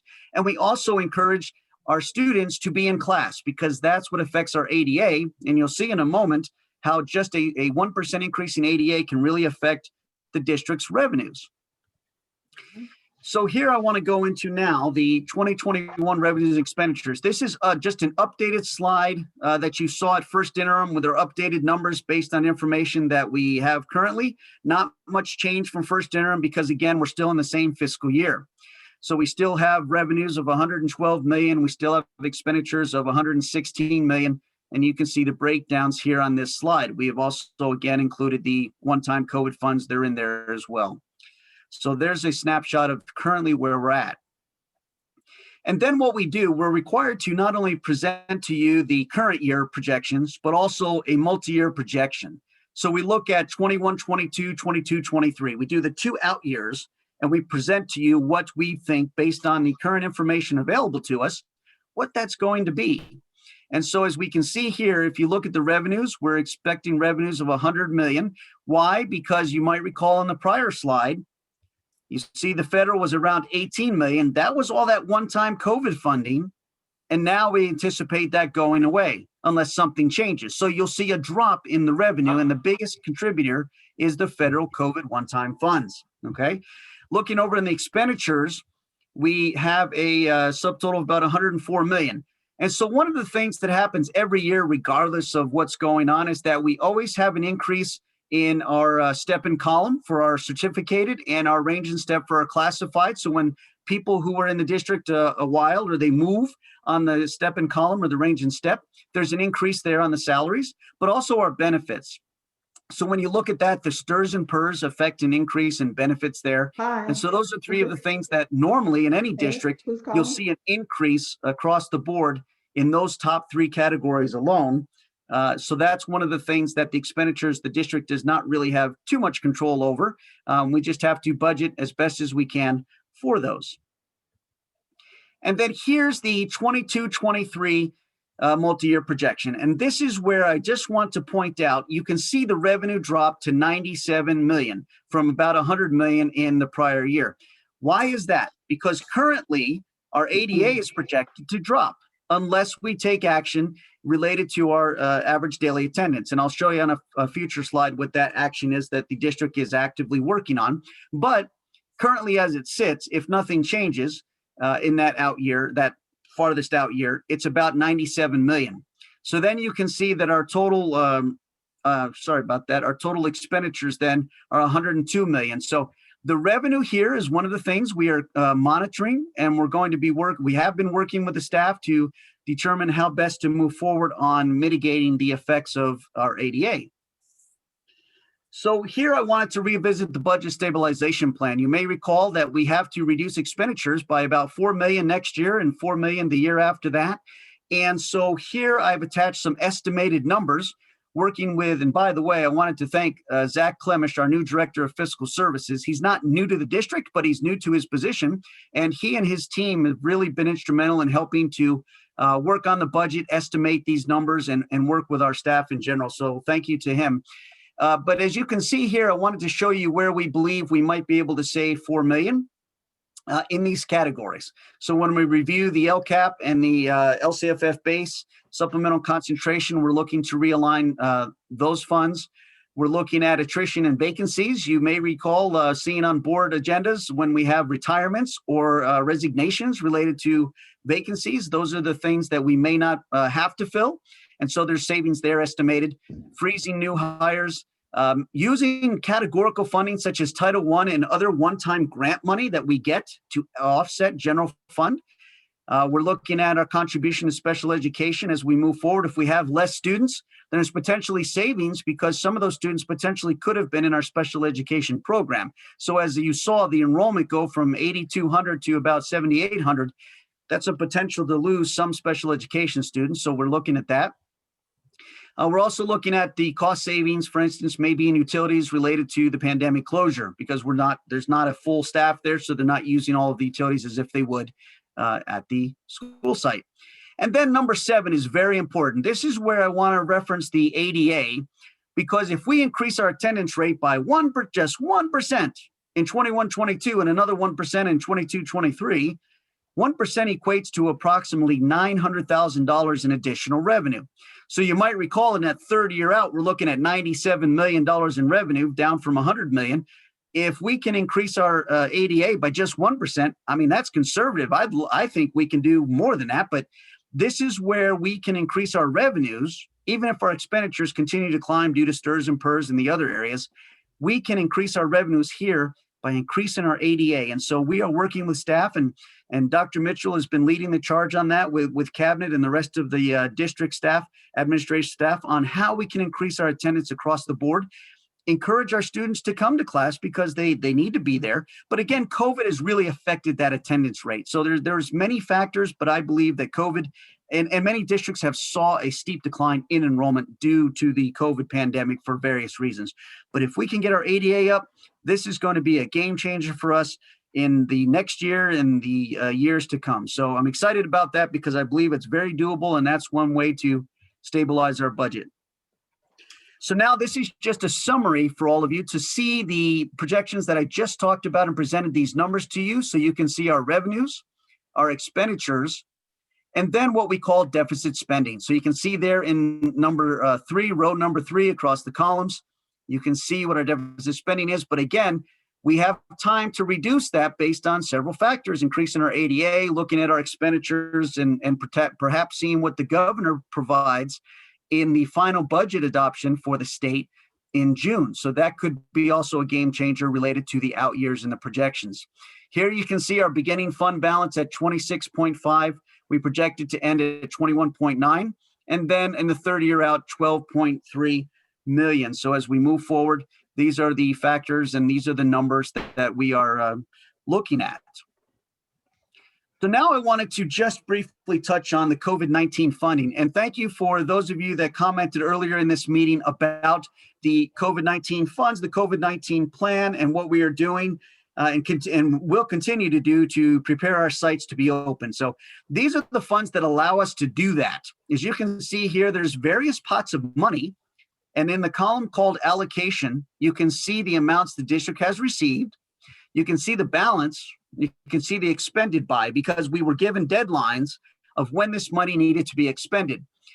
So you can see the state funds there, the allocation, they came first and they were spent first, but there was never an expended by on them, but we want to spend them first.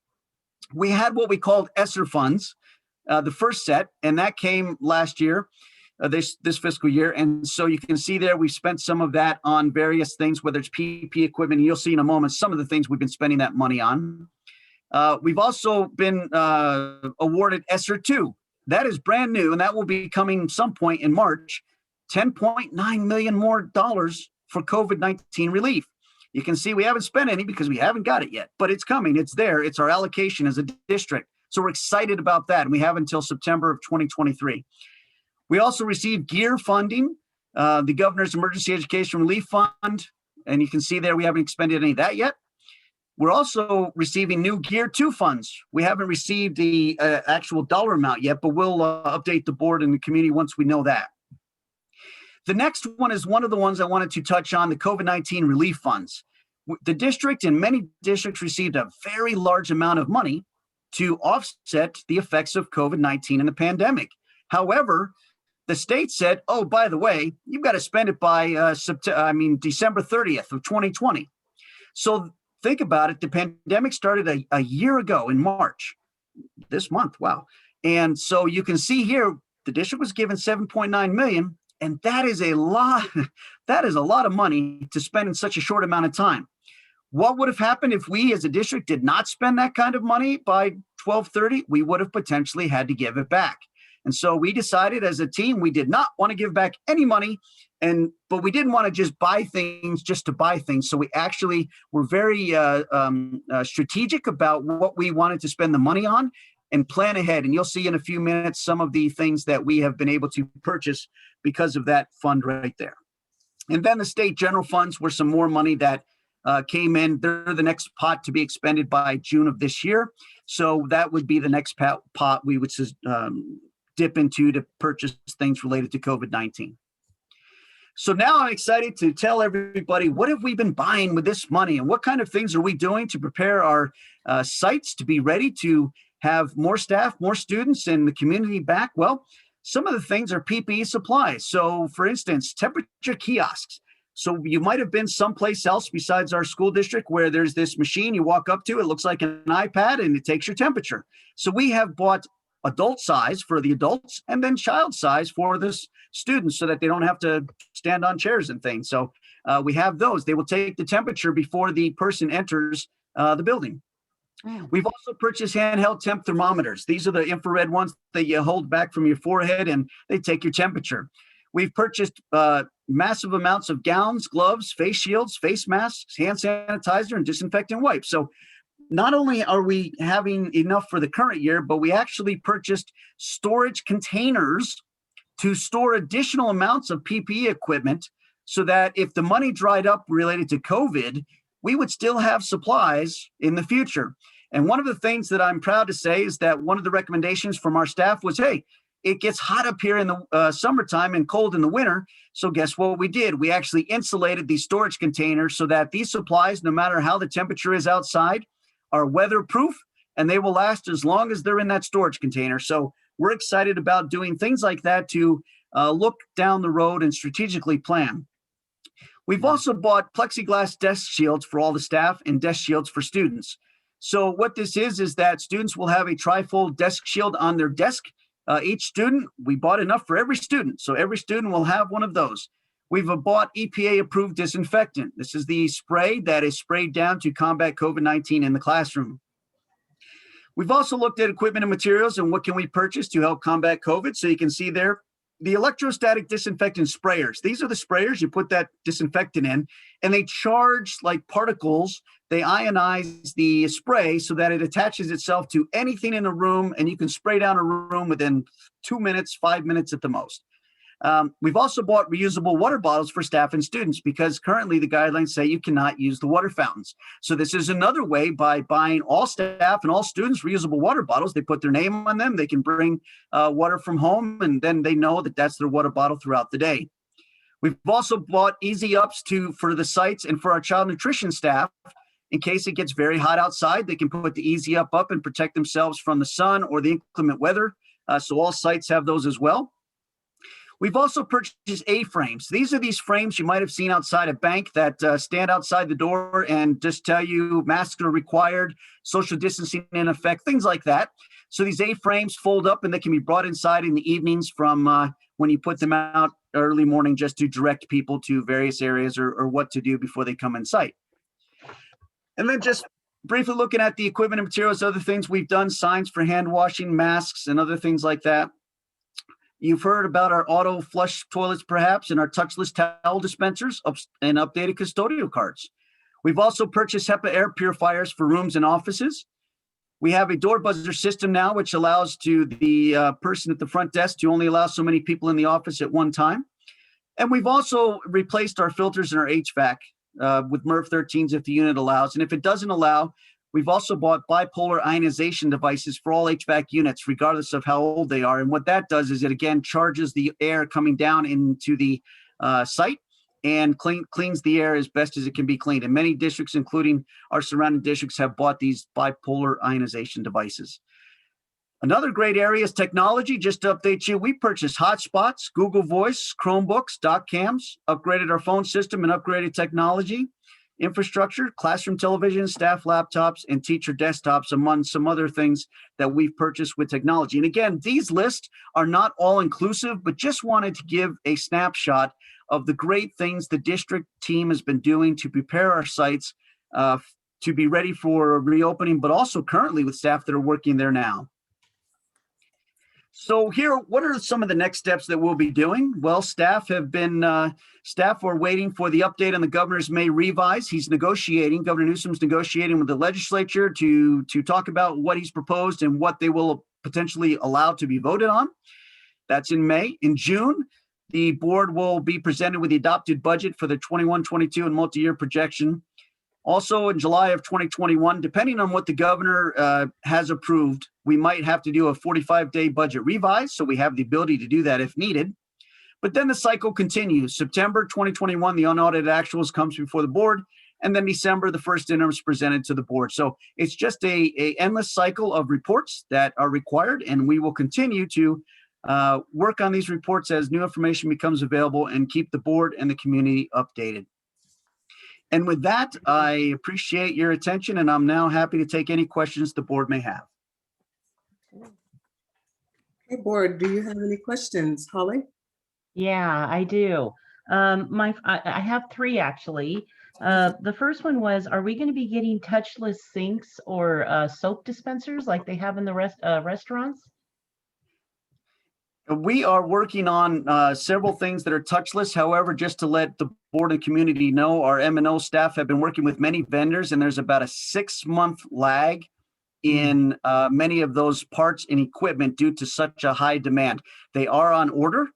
For instance, we are looking at our retrofitting our water fountains with water bottle filling stations. That's one example of things. So you just put your bottle under there, you don't have to touch anything, and then it fills up your bottle. Those are on a 6-month backlog, just to let you know. So absolutely, we have been looking at any way we can to outfit our district with anything that would help prevent the sharing of devices or things like that and keep our staff and students safe. So great question. And absolutely, as soon as we can get those devices in, we will be implementing those across the district.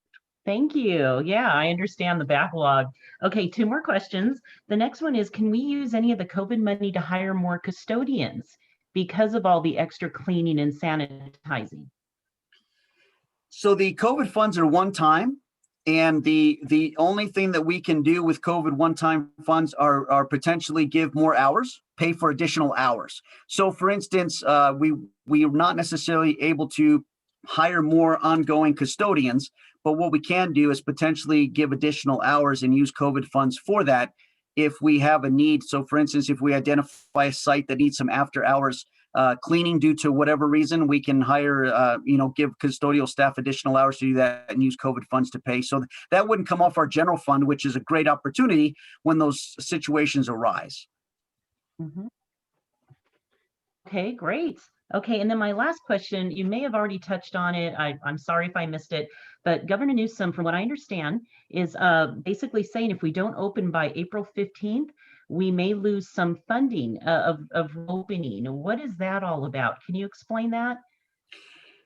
That's a great question, and thank you for that. I do not have all the details with me this evening to share with the board and community, but there is some funding that is available for school districts that are either already opened up before they received a waiver, and so they potentially have everything in place to be able to do that.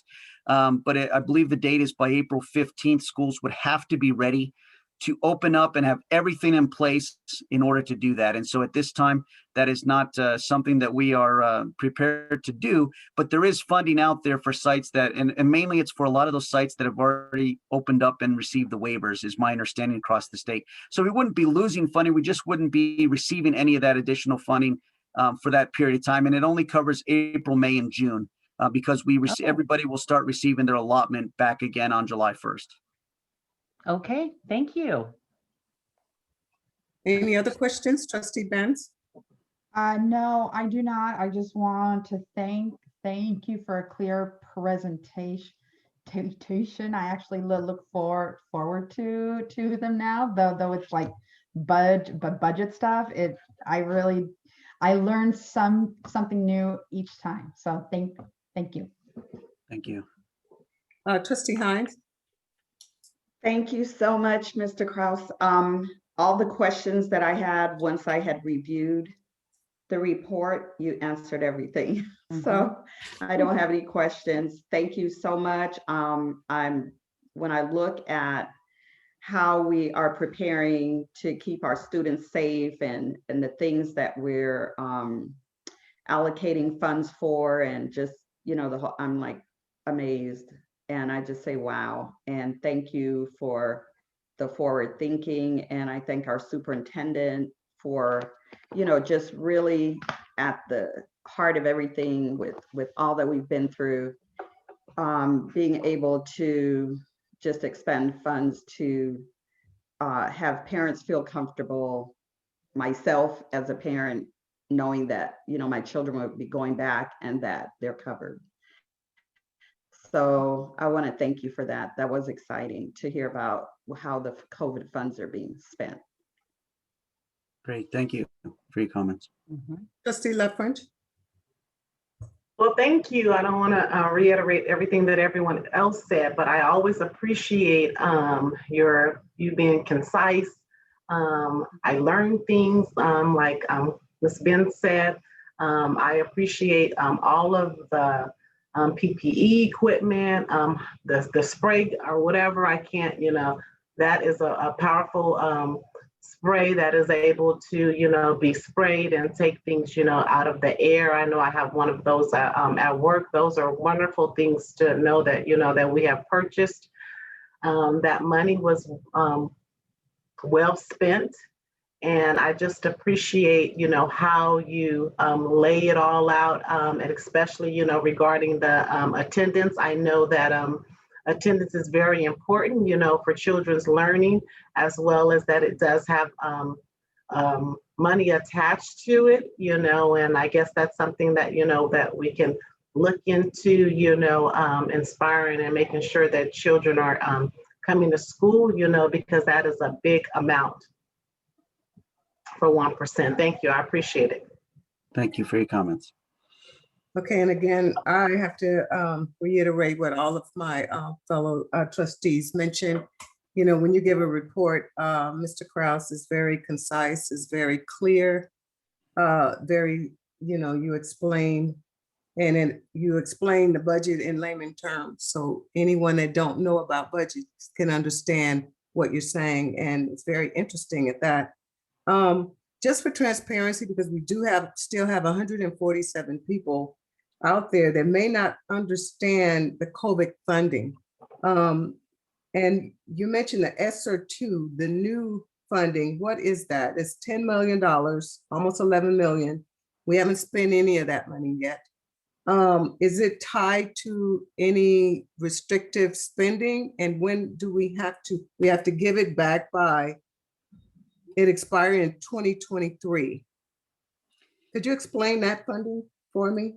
Yes, absolutely. So the ESSER 2, and the reason it says 2, because we received our first allotment of ESSER funds this past year, is another allotment from the government to be able to mitigate the effects of the pandemic.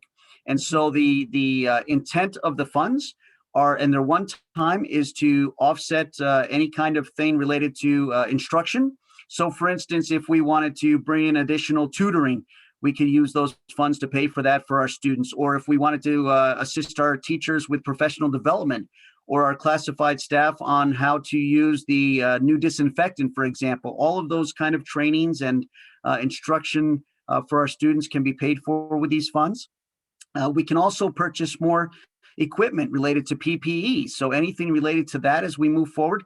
Of course, we had to spend $7 million, and that was a lot of money to spend on it. So I mean, I feel we're pretty well in place for now for PPE equipment, but we have an additional 10.9 million, as you said, to be able to expend on really, and that's where Dr. Mitchell and the academic services team are going to work together on what things can we do academically for our students and staff to improve the instruction based on the learning recovery that we want to do, for instance, the summer session.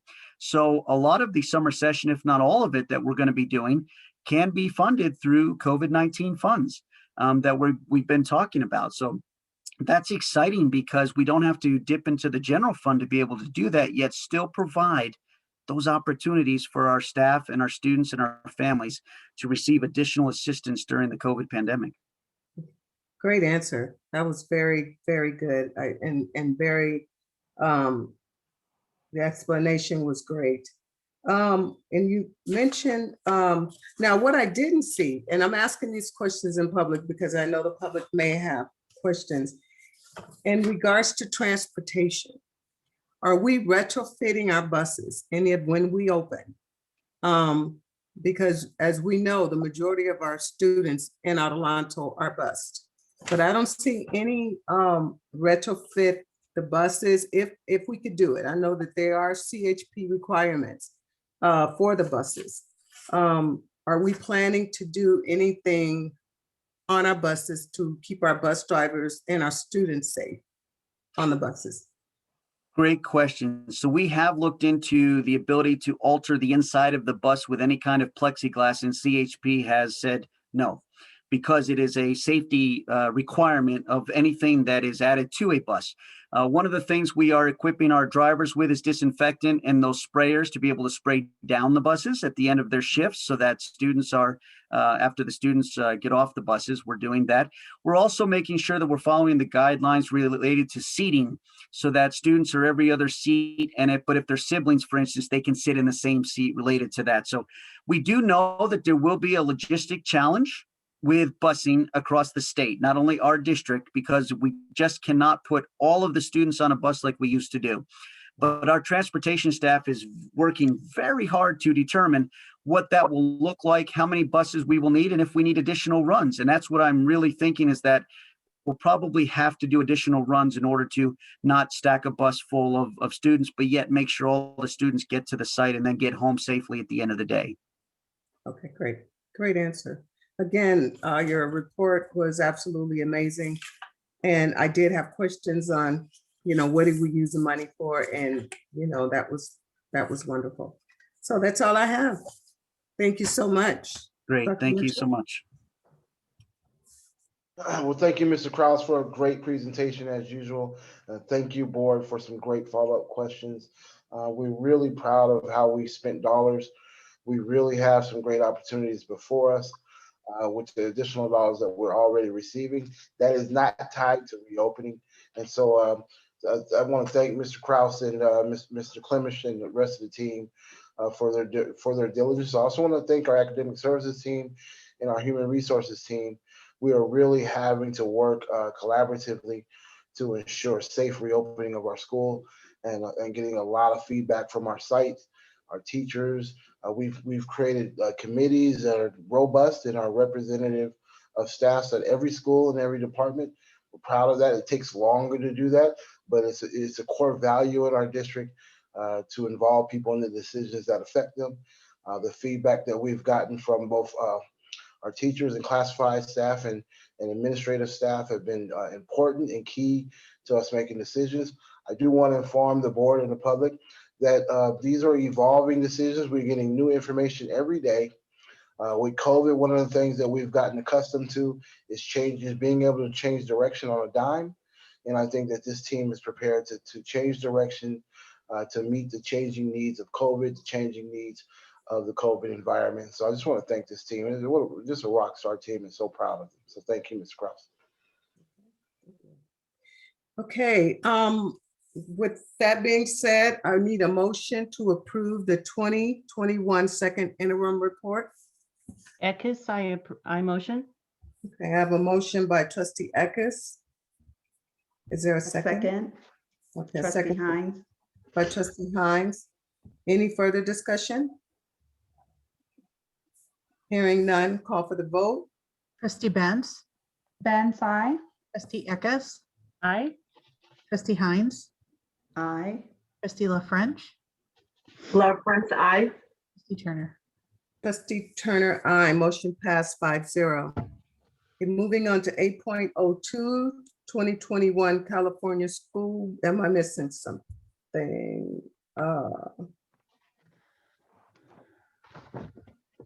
No, California School Board. 8.02, California School Board CSBA Delegate Assembly election. We need to vote for 6 candidates. Okay, and the recommendation by the superintendent is the superintendent recommend that the Board of Trustees vote up to 6 candidates in the election for a CSBA Delegate Assembly representative for the sub-region 16B. And I cannot pronounce these last names. However, there's a list in front of you on the screen. We can, the asterisk denote incumbent that are currently in the position of CSB, Delegate Assembly. So if you see an asterisk beside their name, like Tom Courtney of Lucerne Valley Unified School District, Gabriel Stein at Victor Elementary School District, Eric Swanson of Hesperia, Marty Taylor of Etowanda, Kathy Thompson of Central School District. So these are current sitting delegate members, and then the others are brand new. So board, I will start with trustee Eckes. I'm gonna start with you, and I start with you because you are past delegate. Yeah, So, thank you. I'm only familiar with 4 of them, and they're excellent people. And I don't know, did you want me to give you the 4 or just 1 or? okay, did we want to go through each name? How do we want to do this? And then do a motion and a vote for each one, or did we want to? Let's do that. Let's go down the name. Yeah, well, there's Okay. 5 of us. We Yeah. can each recommend somebody. Okay, you want to do your 5? Would you like to Yeah. recommend your 5? Oh, Or 6? Or how many? Or do you want us each to recommend 1? No, I want you to recommend your top. Okay, well, the 4 that I know is Mr. Tom Courtney and Gabriel Stein and Eric Swanson and then Kathy Thompson. Those are the 4 that I actually know. The rest, I really don't know them. Okay. Okay. Madam President. Mrs. Savay, you're keeping note of these? Good. Mrs. Savay? Yes, I am. So I got Courtney, Swanson, and Thompson, correct? Yes, and that's Ms. Eckes.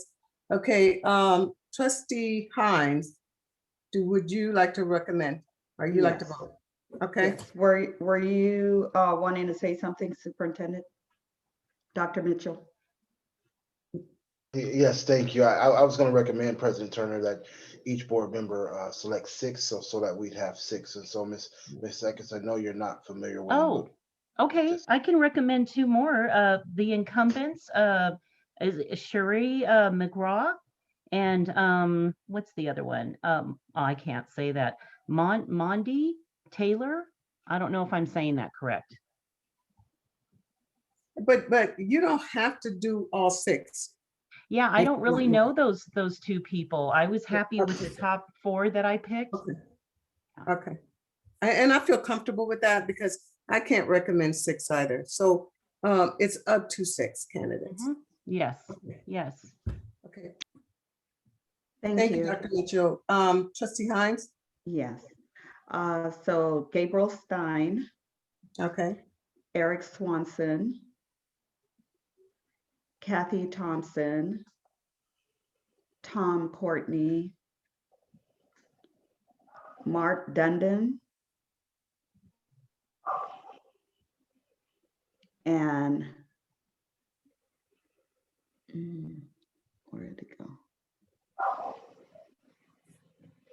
Flora Martinez. Okay. Trustee Benz? Okay, I have 4 names. Okay. I have Gabe Stein, Eric Swanson, Tom Courtney, Mark Dundon, and I picked them because they're from our area, so they know our area. Okay. Okay, great. Trustee Love French? I have Tom, Flora, Kathy, Sherry, and Eric. Okay, so you have Flora, Kathy, Eric, and you have one other. I didn't get that.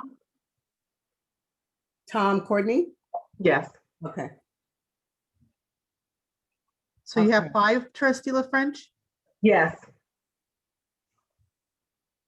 I have Cora, Kathy, Eric, Tom Sherry. Courtney, and I'm missing one. Sherry McGraw. Okay, McGraw. Sherry. Okay. And I have Courtney. I have Stein, Gabriel Stein, Eric Swanson, Kathy Thompson, and Monty Taylor. 1, 2, 3, 4, 5. Did you get those, Mrs. LeVay? Yes, I did. Okay.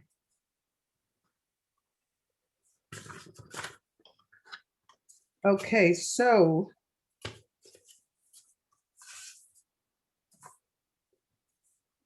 I need did we get a motion and a second on that? I cannot remember. I'm sorry. No, we did not.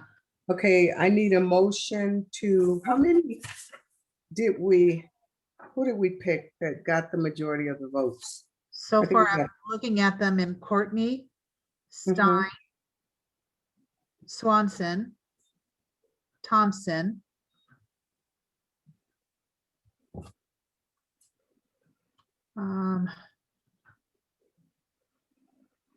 We got Courtney, Stein, Swanson, Thompson, Mark Dundon. Dundon. That's correct. Okay. And 1, 2, 3, 4, 5. We need one more. And who else got a double? Flora, did Flora Martin? No. Flora got 2, Flora Monty got got 2, and Cherie got 2.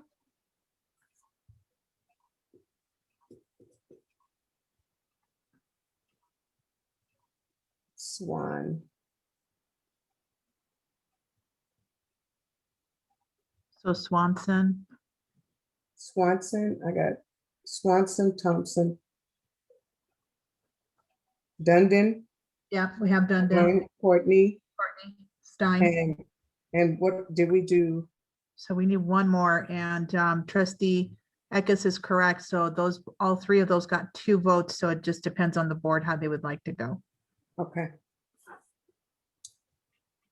So, okay, so what I will do is I'll break that tie because I only had 5, I'll do 6.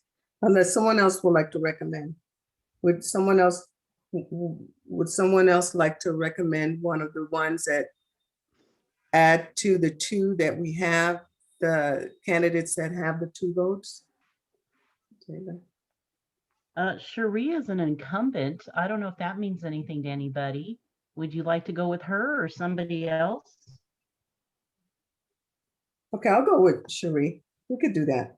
And that'll make her have Okay. 3. Okay.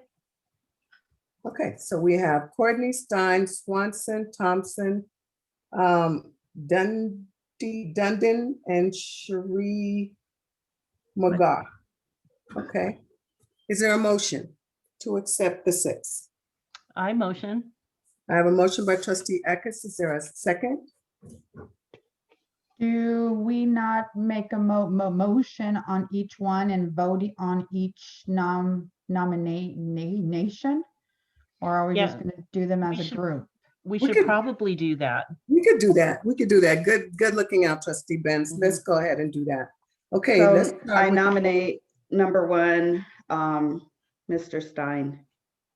I move to nominate. Okay, let's go down the list that we have. So on that list, we have Tom Courtney. Is there a motion to nominate Tom Courtney? I motion. Okay, a motion by trustee Eckes. Is there a second? I second. And a From second Benz. by trustee Benz. Is there any discussion? Hearing none, call for the vote. Trustee Benz, Benz, aye. trustee Eckes, Aye. Stein, Aye. trustee La French, Love French, aye. trustee Turner. Trustee Turner, aye. Motion passed 5-0 for Tom Courtney. Okay, we'll go down to get Sherry McGaw. Is there a motion? Oh, did we skip Mark Dundon? Oh, I'm Well, sorry. Okay. We did. I'm sorry. Mark Dundon, Hesperia. Yes, I nominate. Got a motion by trustee Eckes. Is there a second? Second. Okay, a Trustee second by Hines. trustee Hines. Any discussion? Call for the vote. Trustee Benz, Benz, aye. trustee Eckes, Aye. trustee Hines, Aye. trustee La French, Love French, aye. trustee Turner. Trustee Turner, aye. Trustee Hines, I didn't hear your vote. Was that an aye? Aye. Yes. Okay, motion passed 5-0 for Mark Dundon. And then we'll go down to Sherry McGaw. Gabriel Stein is next. No, I think it was Sherry. We added her later. Oh, that's right. I'm sorry. Yes. Okay. Is there a motion for Sherry McGaw? I motion. Motion by trustee Eckes. Is there a second? I second. And a second by trustee Benz. Any discussion? Hearing none, call for the vote. Trustee Benz, Benz, aye. trustee Eckes, Aye. trustee Hines, Aye. trustee La French, Aye. trustee Turner. Trustee Turner, aye. Motion passed 5-0. Okay, moving down to Gabriel Stein, Victor Elementary. Is there a motion? Excuse me, is there a motion? I motion. A motion by trustee Eckes. Is there a second? I'll second. Trustee Hines. A second by trustee Hines. Any discussion? Hearing none, call for the vote. Trustee Benz, Benz, aye. trustee Eckes, Aye. trustee Hines, Aye. trustee La French, Love French, aye. Turner.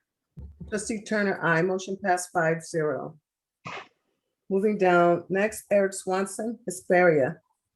Is there a motion? I motion. A motion by trustee Eckes. Is there a second?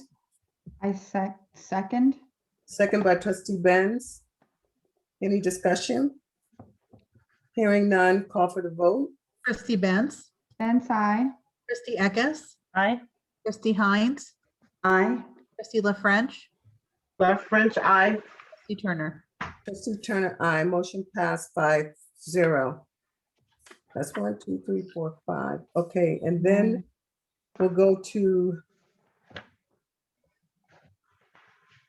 Thompson. Thompson, Kathy Thompson. Okay, is there a motion? Eckes, I motion. A motion by trustee Eckes. Is there a second? I'll second trustee Hines. A second by trustee Hines. Any discussion? Hearing none, call for the vote. Trustee Benz, Benz, I. trustee Eckes, Aye. trustee Hines, Aye. trustee La French, Left French, aye. trustee Turner. And trustee Turner, aye. Motion passed 5-0. So we'll call them out again. Tom Courtney, Mark Dundon, Gabriel Sherry McGaw, Gabriel Stein, Eric Swanson, and Kathy Thompson. Correct. Okay, great. We have that. You have that, Mrs. Survey? Yes, I do. Okay. Whew. Okay, moving on to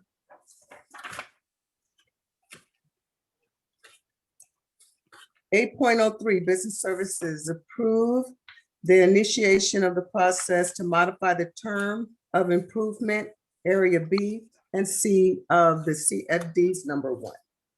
Dr. Mitchell?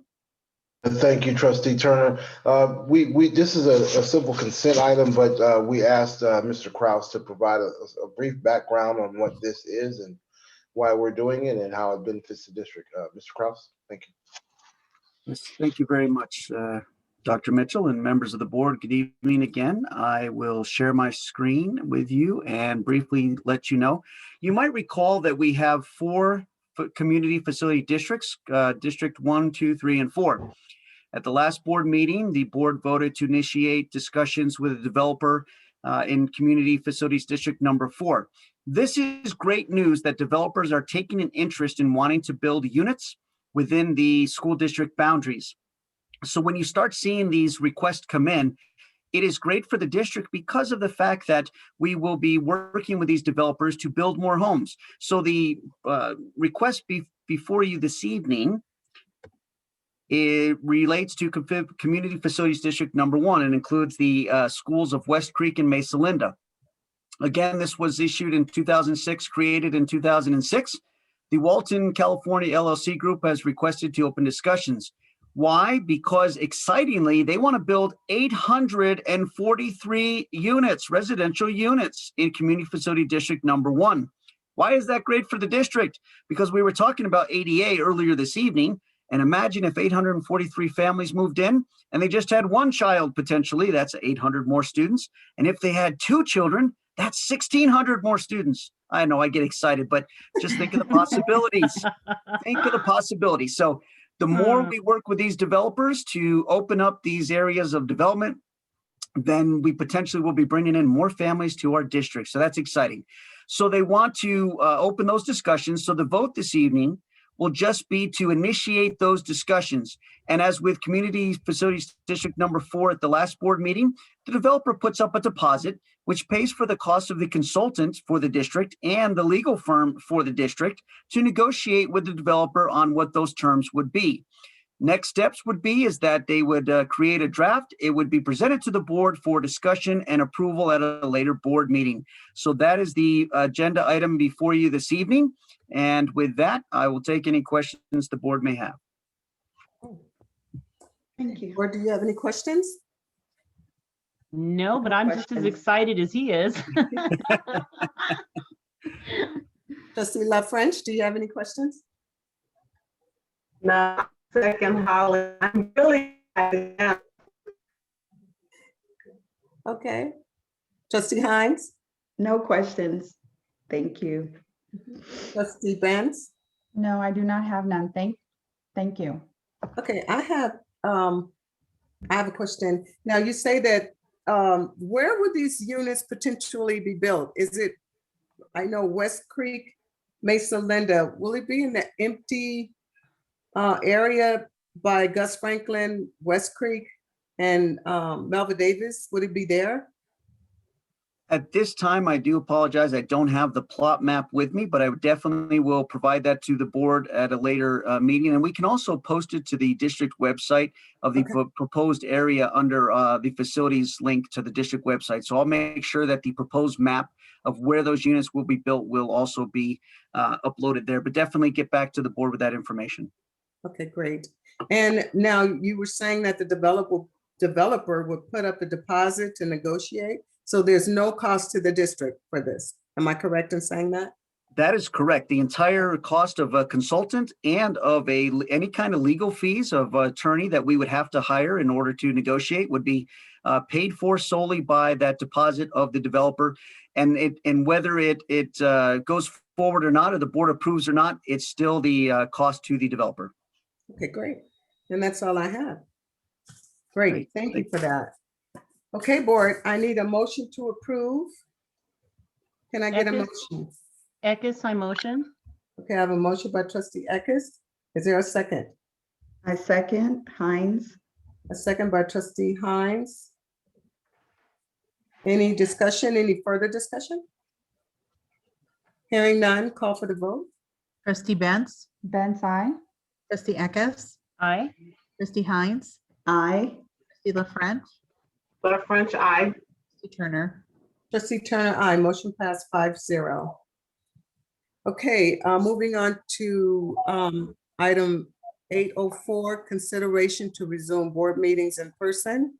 This is an action item, and at the beginning, we amended it to show that it was submitted by trustee Eckes to resume board meetings in person. Okay, trustee Eckes, I'm gonna turn that over to you. Okay, thank you. Yeah, just real quickly, I wanted to know if the board wanted to have that discussion to start meeting back at the boardroom at our discretion. You know, if you don't feel well or you don't feel up to it, still do the Zoom. But if we do feel up to it or comfortable, maybe go back to the district office so we can work as a unit and just kind of go back home to our our boardroom. I'm assuming maybe in April if the board would like to do something like that, or May. It's at the board's discretion. I just wanted to put that on there so we can have the conversation and maybe get an idea of how the board feels about that.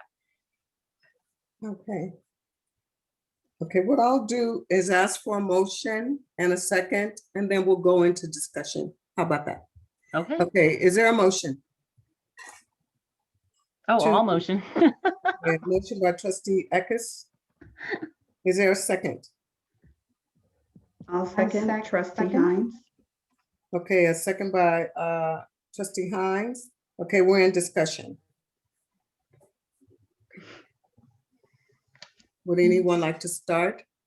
Okay, I'll start. I would love to go to the board room again. I never wanted to leave, but we had to. But I think we have to take into consideration the staff that has to set up things when we go.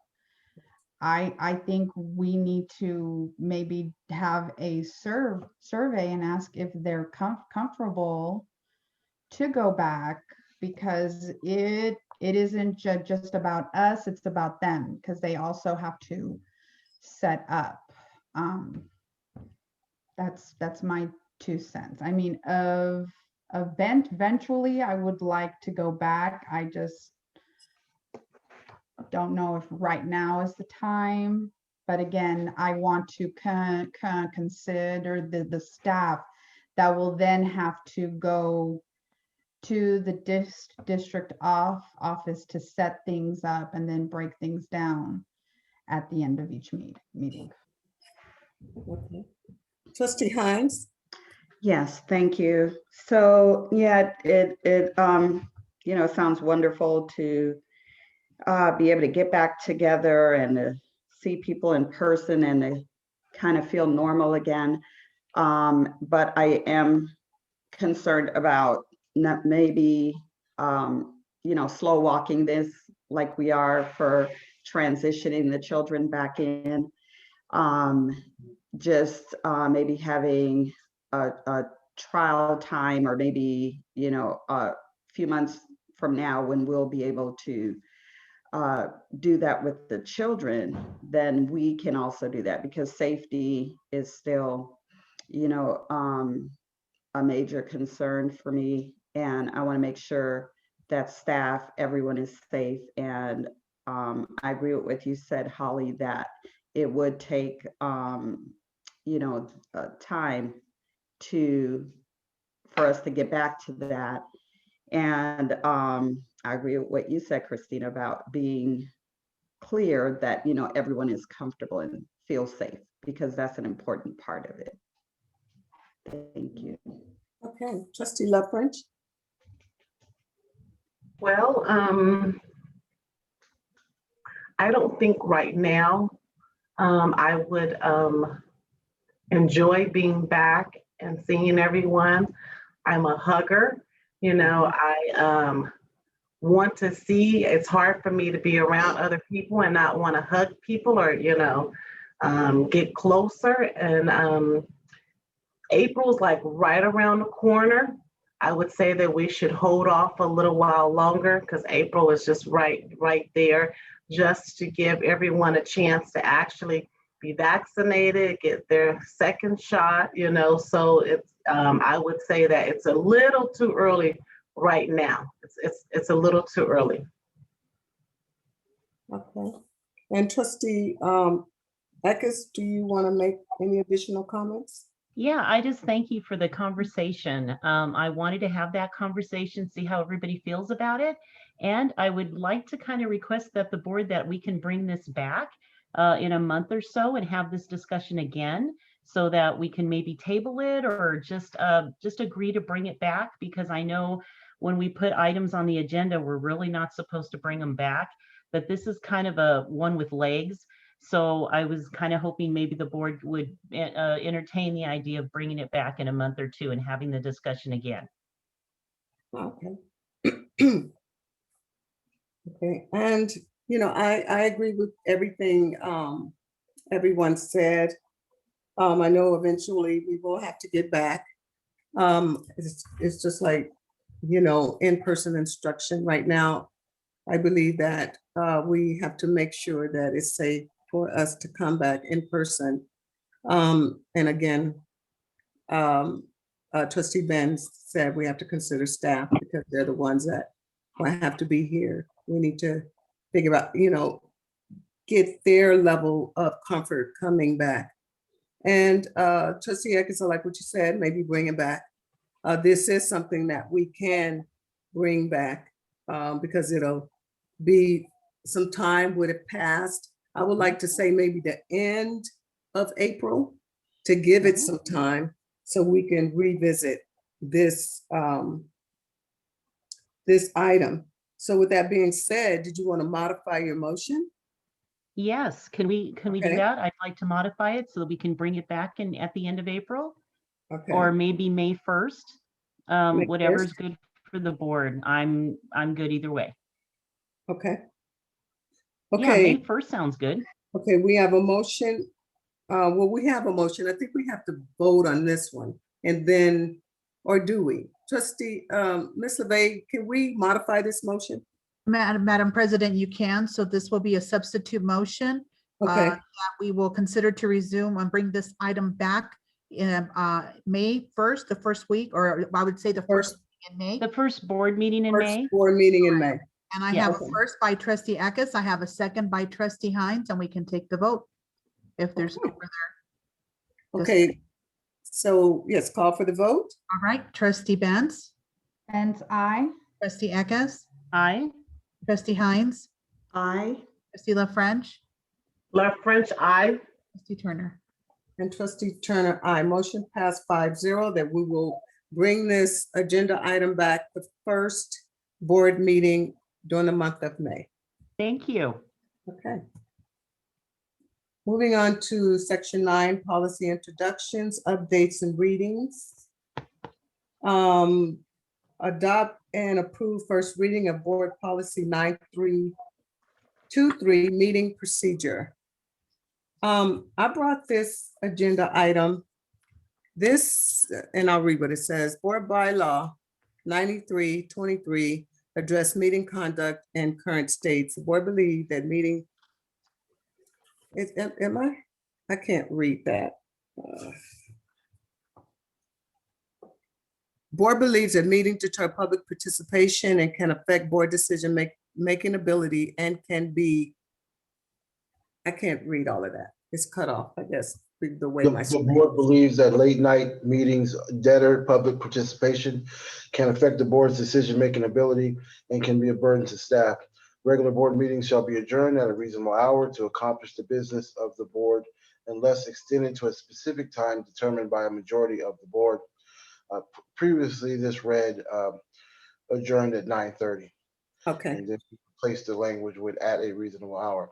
The meeting shall be extended no more than once and subsequently can be adjourned to a later date. Okay. I placed this, as we know, the month of March, and I know in the past we used to have really long meetings, but the month of March, we have a lot of business that we need to discuss. And it's not our intent to keep meetings going late into the evening, but I believe that when we put a time limit on it, like at the last meeting, you know, we had presentations by 2 schools. We had the superintendent's evaluation. We had some other things that was happening. Even one school took 40 minutes just to get the presentation done. We don't anticipate holding late night meetings, but in the event that we need to go to handle the business of the board, I don't want us to have to come out of closed session, come back into public session, and then walk back into closed session. That process took about 20 minutes just to do that.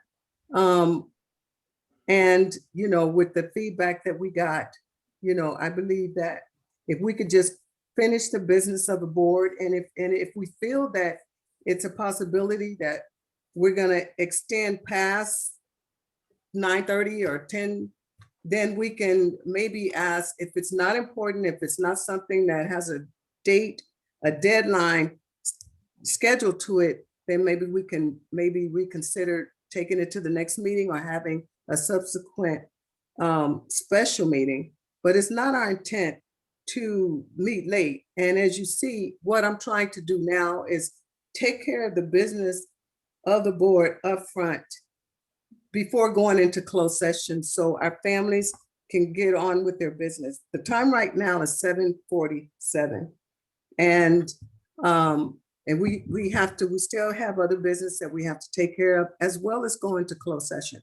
So I believe that if we can just not have a time associated with it, but be mindful. And trustees can speak up and say, you know, it's getting late. Can we consider maybe meeting at a different time or a later date? Do we have to really do this tonight? Can we do it later? But I feel that by stopping in the midst of what we're doing, clicking out of, or even when we go back in person, walking back out to the dais and adjourning or coming out of closed session and then ask for a vote to go back in and then going all the way back in, that's going to be time consuming. So if we can eliminate that time, then I think it'll be best for the district. And, you know, I will be mindful, and I want all other board members to be mindful of the time, but we have to, you know, make sure that we are getting the business of the board done and not just rushing through what we have to do, and take time to get it done. So that's the reason I brought this motion, this policy to the board. Now, okay, I'll do this just like I did the last one. I'll call for a motion and a second, and then we'll go into discussion. Okay. And this is the first reading, unless we could do a first and second, or just approve the first reading, because this is an update to an existing policy that we have to just slash out the end time meeting. Can I call for a motion? Okay, I move to approve the first read of BB 9323. A motion by trustee Benz. Is there a second? Is this a discussion or are we voting on it?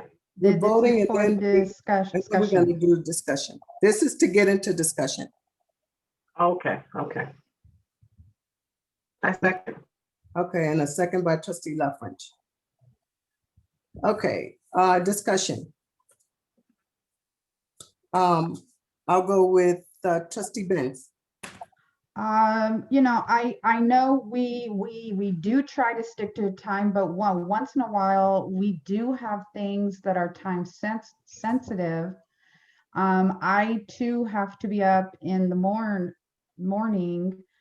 I don't mind. I think that this is more important than me. So I'm easy. I don't mind. You know, that's me, but I know that we do try to leave at a decent hour most of the time. It's just, well, once in a while we need the extra time. Okay. Trustee La French.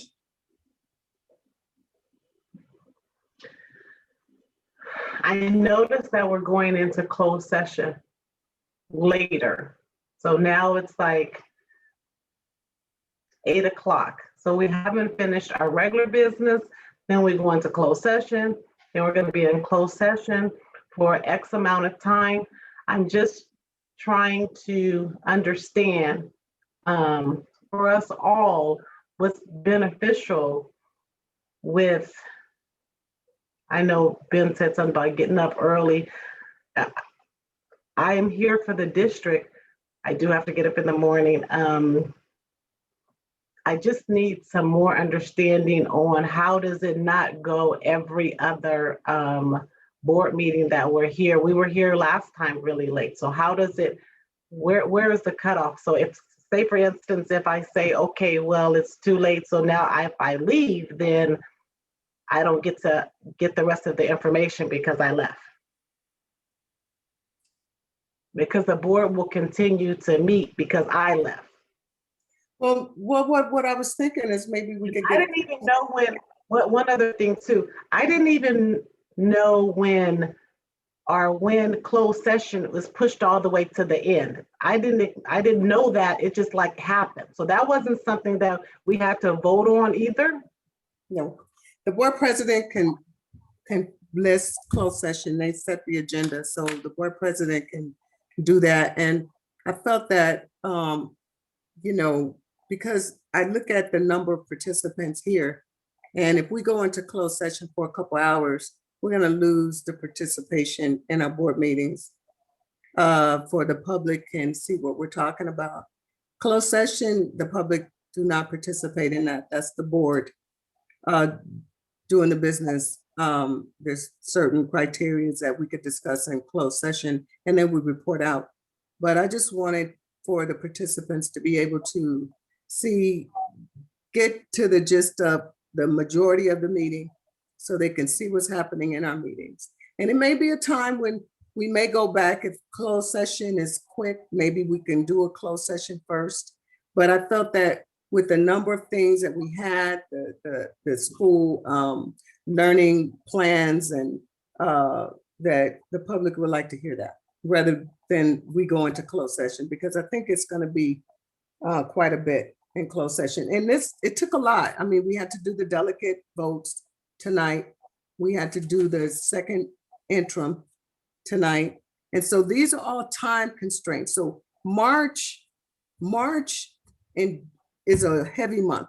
And it's generally because we have the non-reelects in March, and then we go into closed session and talk about those things. And like I said, we had the superintendent evaluation last week. So it's not going to be times when we have, you know, time constraints on our meetings that will extend our meetings late. And I'll make sure that, you know, that we're not going to, and if trustees say, okay, we could do this another time, let's vote. let's take a vote. And if we can end our meetings or do a special meeting, we could do that. I don't want to be here that late either, but I believe that if we have to come back out, we're spending about 20 minutes to go in and out and go back in and out.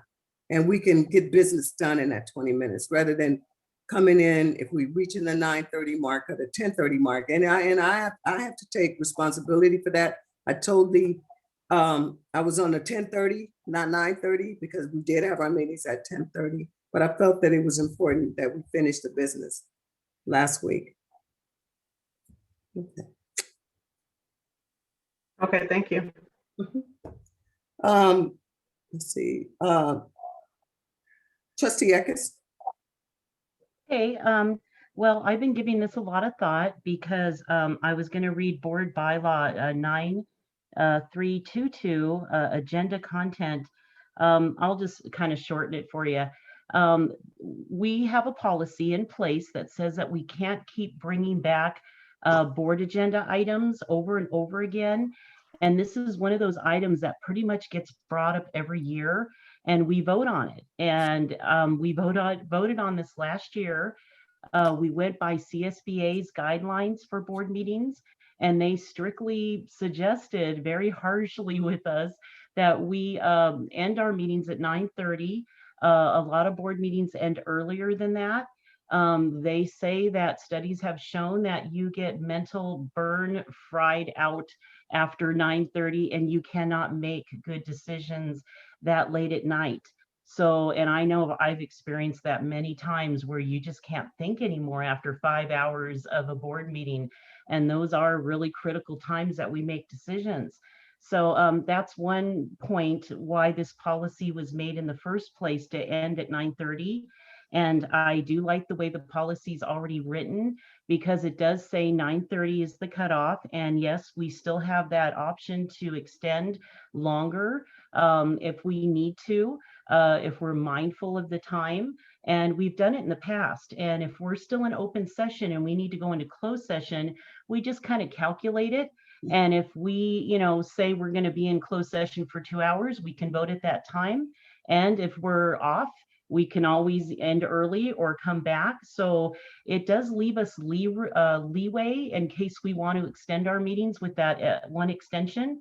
But 9:30, I think, is very responsible for the board to try to end our meetings by then. And I know we can do it. And like we discussed with going back into open session with my other agenda item, we do need to be mindful of staff. I know they get up like 5, 6 o'clock in the morning. They've had a long day.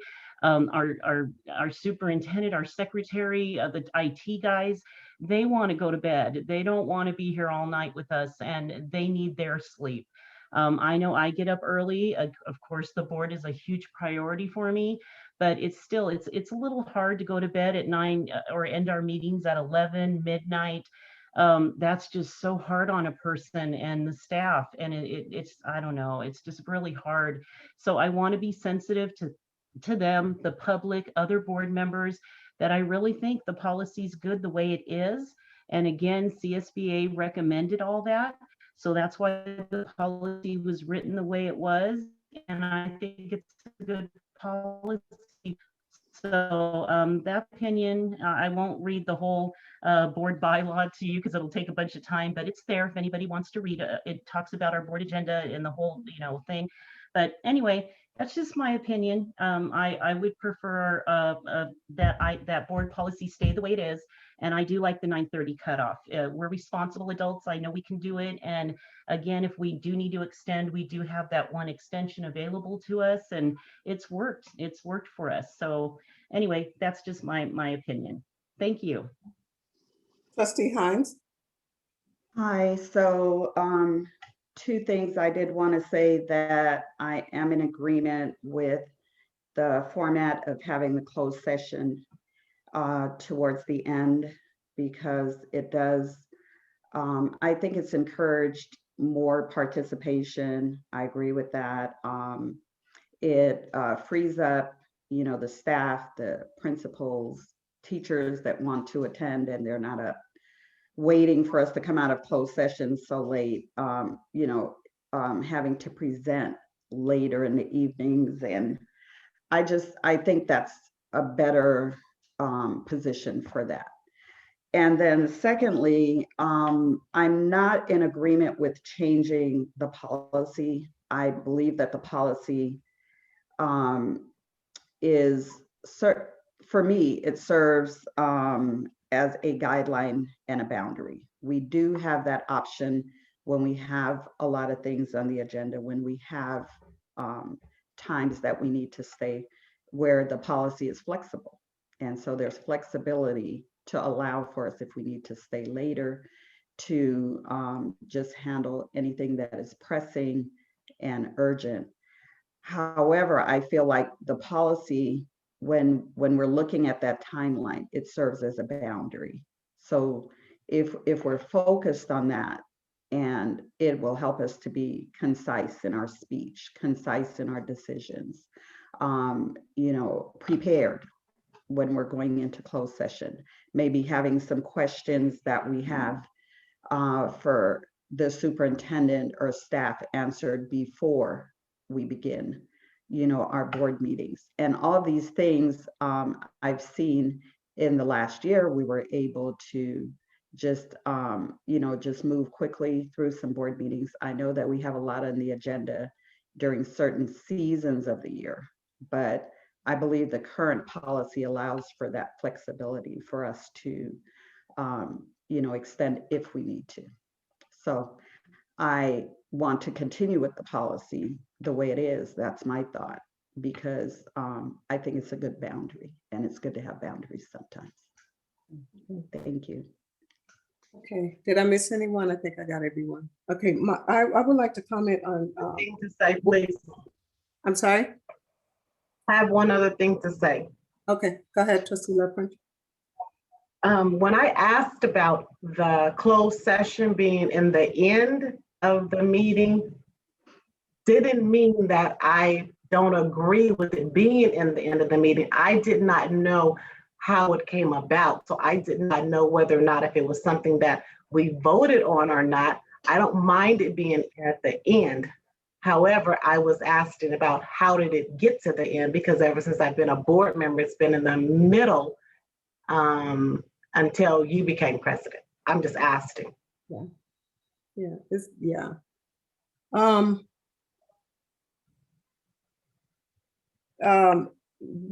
I would like to comment on the board policy 9322. And you're absolutely right, Trustee Eck, it's the agenda. We can't, once something has been approved on the agenda, you can't keep bringing it back because you didn't like it. This, however, is a board policy, and board policies change often. As you're aware, CSBA update policies all the time. So this is not a board agenda item. This is a board policy that I've requested that we change, not a board agenda item. And that policy that you're referring to is speaking of board agenda items. Say, give you an example. Say, for instance, if the board approves something, say, we can't allow the board to keep bringing something back because you didn't agree with it, unless, like you said, on bringing the meetings back into open session, in-person board meetings. And we were clear that we will bring it back for later consideration. So we talked about that. So we will be able to bring that board agenda back. But this is a policy. And as we know, we update policies all the time. So this particular policy had nothing to do with bringing back a board agenda item. This was the change of policy, update a policy, make changes to it. And again, if it's the board's discretion if we want to approve that update to the policy or not, or leave the policy the way it is. It's not an agenda item. It is an agenda item to change the policy, and we could do that because policies are always updated. And that's all I wanted to comment on in that respect. But yes, Trustee Love French, I hope I answered it regarding the agenda, the closed session being at the end. I think we did it last week and it worked out really, really well. We did go over because of the extension of the meeting and the things that we needed to discuss.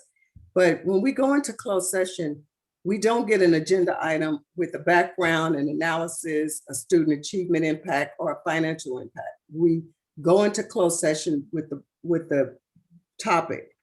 And we pretty much don't know what that is until we go in there, until we start talking about what we're going to and who we're going to discuss. So we can't get an idea of what we're going to discuss until we get in there because it's closed session. And what goes in closed session, we're bound by the Brown Act to keep it in closed session. So we can't take it out. So that's the difference with that. Any further comments? And then I'll call for the vote.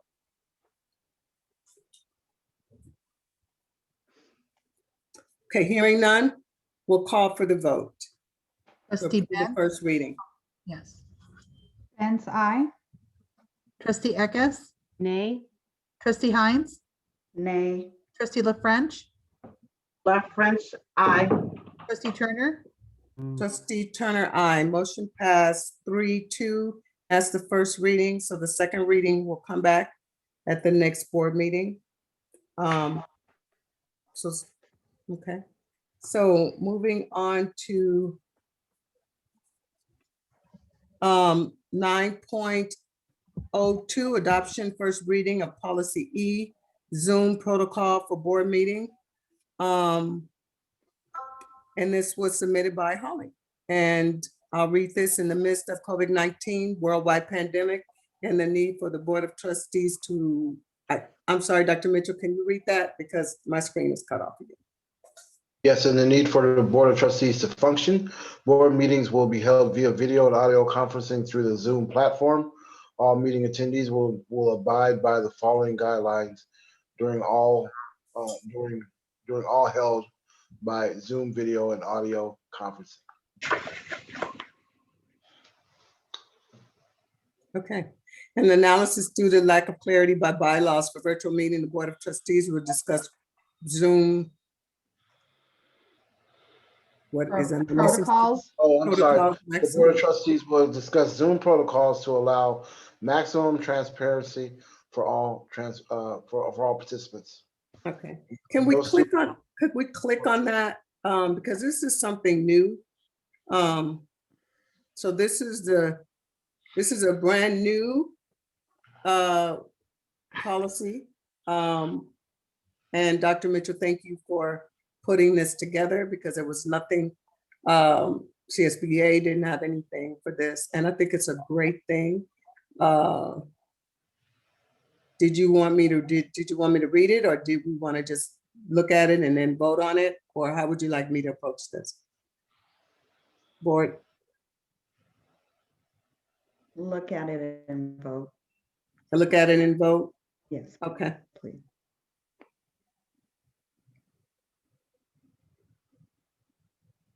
So let me know when you're ready, and then I can call for the vote. Oh, actually, hold on. I need a motion to approve. Can I get a motion? A motion by Trustee Eckes. Is there a second? I second. And a second by Trustee Benz.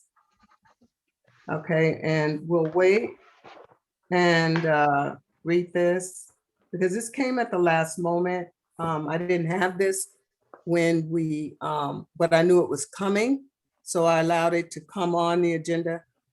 I did not have this protocol, but I didn't want to stop the process, stop this from coming because I felt that it was important. So when we set to set the agenda, we didn't have that. So yes, and I apologize for that. I meant to get this out sooner and it was hard because of the COVID thing and I didn't know who to give it to her or how to send it. But I really thank Mr. Mitchell for helping me, Dr. Mitchell, putting it together with me. I did give him a couple heads up on some of the items, and then he took it from there and made it very professional, and I really appreciate that.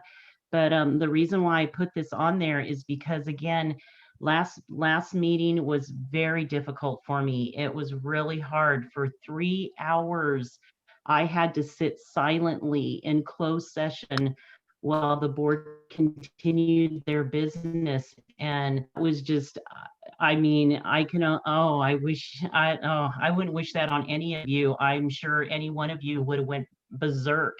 It was very, very difficult not being able to be a voice in closed session. I had no means of getting in there. I was constantly muted or kicked out.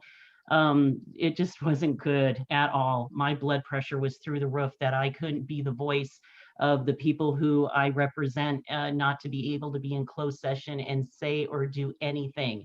It was paralyzing. It was just so rough on me. And that's why I thought we got to have some kind of policy so this will never happen again. I don't wish this on any other board member. We need to have these policies because of the unstableness of the Zoom. I just felt we really needed to have some type of protocol, some type of chain of command, and some type of policy that we follow out of just plain being courteous to one another and making sure that we all have our say-so in closed session or in a regular board meeting. So again, thank you for letting me put this on there at such a late notice, but I felt it was super, super important for all of us. So thank you.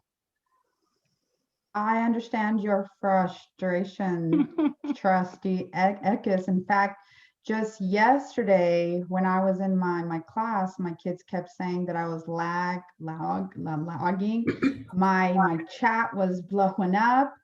So I had to make my student a host, and I had to reset the whole Wi-Fi of the whole house, and then try to come back, and it helped. And I have students every day. Ms. Benz, I can't hear. Ms. Benz, you're lagging. Ms. Benz, and I'm like, reboot your computer, leave and come back. I'm still gonna be here. And I'm sure there's a lot of teachers here that can attest that when the tech works, it's great. But when the tech, it doesn't work, it is frustrating. So trust that you aren't the only one. You know, those who use Zoom each day, we always have an issue at least once a day at least. So, you know, and it is good to have the norms anyways. So yes. Thank you. Thank you for understanding. And also I want to thank you and Ms. LaFrench for getting me on speakerphone. It helped a little bit, but I still wasn't able to hear very well. And that's why I had to vote no on those items, because I really didn't know what was being said or talked about. And it was kind of a disadvantage for me. But I do appreciate you reaching out to me and letting me be part of the meeting on a phone. That really helped. So thank you. Yeah, and next time just leave and then come back, and hopefully that solves the issue. That's what I tell my kids. Reboot. Well, actually, I did, though. I know you don't know what I went through, but I did. I got on the phone. I tried to use Zoom on the phone. I tried to get back into the meeting on the computer.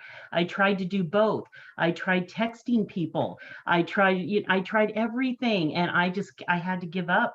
I was ready to just pull my hair out. And so I was able to hear everything most of the things you were talking about, but then I was getting cut out and then back in, cut out, muted. It was a nightmare. It really was. And that's why I was so frustrated.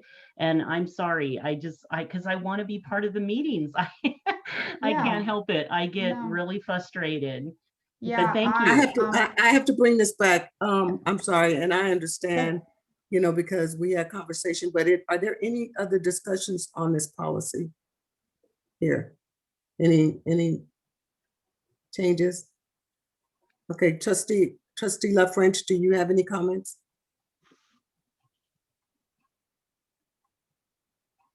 I don't have any comments. It appears that I guess it's a standard policy, but you know, some of the things about, you know, when you're saying avoid noisy activities or, you know, things like that, we have to also realize that we are all in our homes. We have children, we have dogs, we have pets, we have parents, we have disabled people inside our homes. To think that it's going to be completely quiet, that's why you have a mute button. I think that that is a little stern, considering that we're in a home environment, especially because you have children that are going to bed, you have parents that are going to bed, you have things going on around you, but I don't know the consequences for the noise that you won't be able to help if you actually unmute yourself. But it looks like it's a standard policy. Well, Dr. Mitchell helped write this out. I didn't write all this. We can amend it. We can say we can try, or it's preferred. It's now our policy. We can do whatever we want with it. We can bring it back.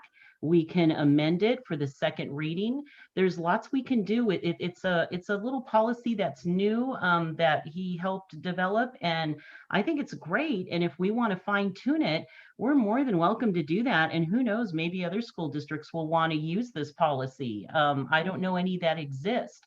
So again, it has legs. The board can do whatever they want with it. We can take things out, add things in.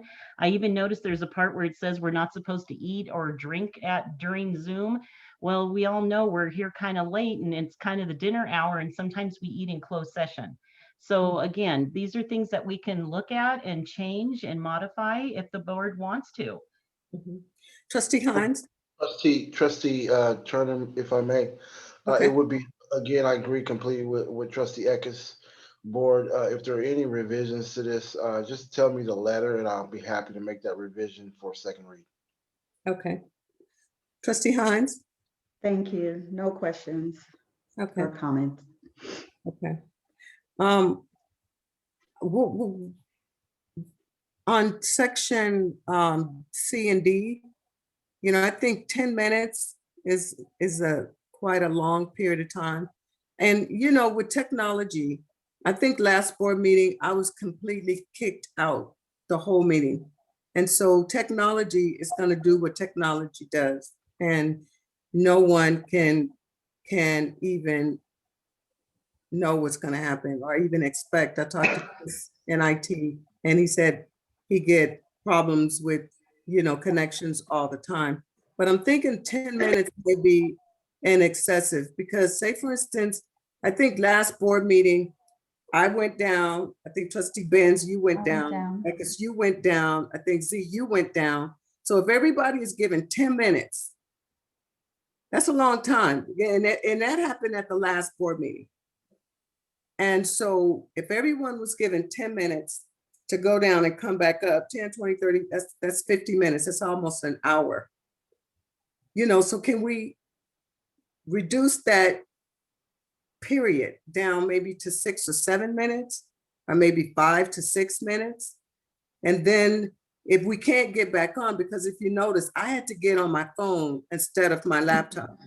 Let's try to access it another way rather than our current. If we can't get back on immediately, doing like your laptop or your iPad or whatever device you're using, then move to another device like your phone and get back in. And that's what I had to do, because I could not restart my computer. And then when I went down, the meeting continued until I got back on. But what this policy is saying, we're going to give you time to get back on, to rejoin the meeting, so we won't continue. So I think that's good, but I think 10 minutes is a bit much in the event that everybody go down like they did last week. And there's been times, Trustee Eckes, when you went down, that I just stopped it and say, no, we got to wait until she get back. I've done that several times in other meetings. No, we're going to wait until she come back because she needs to be here. But it was late, and we knew you were there, and like we gotta just reinvent something else. And I like the fact that we'll just pause for a few minutes to get you back on and not continue, but then find another means so we can continue, because technology is a hit and miss, as teachers can attest to that in their classrooms. So I like this policy, but I think, with some modifications, it can work with us until we can get back into in-person board meetings. but it was not the intent of the board to not include you. Trust me, I mean. Well, it was kind of hurtful when the board took a vote to continue the meeting without me when I was asking clearly for help. And I felt like it was being ignored. And then for the board to continue on and just go on without me was very hurtful, because I know they do stop the meeting when you're not there. No, and they I've didn't. seen that several times. They did not. Yeah, they Trust- did. The board trustee- stopped earlier that night in closed session and did not want to continue without you. And I didn't feel anybody ever did that for me. No, I didn't go down in closed session. I'm just saying, I know what No, I went down in open session. You went down and- either in closed or open session, and No. everybody waited. No. Everybody waited. I went down in. Yeah, open you weren't session. there, so you don't. No, I went down in open session. When I came back on, Left French had taken over. They wanted Ms. Benz to take over, and it wasn't her duty to do that. It was Ms. French, and I know she didn't feel comfortable, But she so we did. waited. No, We you didn't. waited for you. Yeah, I was there. I know we waited for you. I'm just saying that's why we need this policy, so something like this will not happen again, and that we're just fair to each other. It was a Brown Act violation, if you want to be honest, for you guys to continue without me for 3 hours. It isn't like 30 minutes, 30 seconds. We're talking 3 hours. 3 hours. And I even text people and said, we've gone over the 9:30. You guys, we were supposed to, I'm trying to text you guys and let you know I'm still here. I'm still paying attention, and we're not doing board policy. So see, that was another reason why I'm not comfortable with us going over the 9:30, because again, 11:30, our meeting finally ended. 3 hours, me sitting silently while everybody's conducting business was just mind-blowing to me. But anyway, it's neither here nor there. That's why we have a policy now, hopefully, so this won't happen to me or anybody else, and we can handle this now. So anyway, that's all I'm going to say. I don't want to take up too much time on this.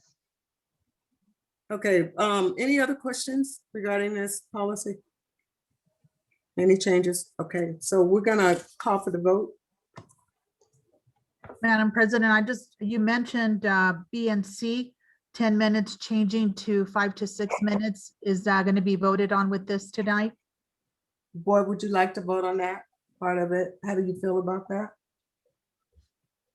I would like to vote as it is, and because I believe that there will probably be other, as you know, I'm feeling that as the board looks through this, there may be other changes. So is this considered the first reading? So can This is we the first look reading. at those changes at the second reading?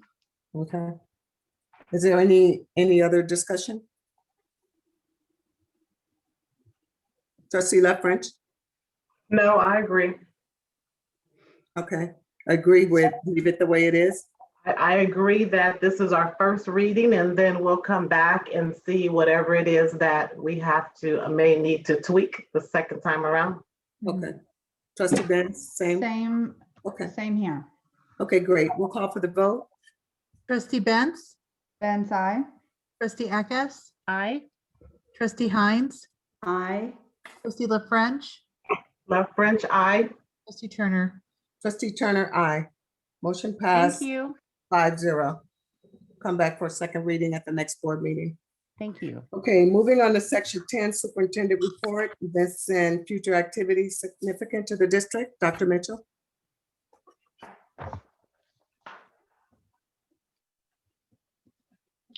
Thank you so much, board. So happy that we're moving the district along and putting in a Zoom policy. That's exciting. Probably should have did it a year ago, but like better late than never. And so certainly that we'll have something to refer to going forward in our meetings together. I wanted to speak first and foremost about reopening, board. I know it's a really hot topic, and I wanted to give a message to our parents that are listening, as well as our staff. And so we'll talk to staff, parents, and guardians. I want to first offer my sincere thanks to our parents and guardians for all the support that you have given your children as they have worked hard to attend school virtually. It's not ideal for students, nor is it ideal for teachers. But I'm encouraged by your support, as well as our hardworking teachers and staff that have made the best of this unfortunate situation. Many of you are wondering about our plans to open up, especially given that the news media is reporting that schools are opening up. And this is very divisive misinformation. Schools are not opening up. The school districts that are opening up it's usually 2 days a week, maybe an hour or two of instruction, very small groups, very, very, very limited small groups. And so it gives a wrong impression when you say reopen. I would really encourage staffs and parents to actually really go into their websites and really ask questions about what actually does reopening mean. In a district of 8,000, if I offered 100 spots to reopen 2 days a week, someone would be upset that their kid was not chosen. If I offered 500 kids, let's just say if we offered 4,000, that's still only half. And there still would only be a day or two a week. And then parents would have to make some really hard and negotiate being able to get their kids to school in the middle of the day and pick them up an hour later and so on and so forth. So it's really, I really would challenge the community to really make school, really look into what does reopening really mean for the districts that are claiming that they're reopened. For me, reopening means what we're planning for in the fall. All kids, all day, every day, all staff. And so we're working toward that. But I want to be clear right now about what we are doing. As with most districts, our district will remain in distance learning through the end of the school year for the following reasons. Number one is to allow more time for staff and the community to get vaccinated if that's their choice.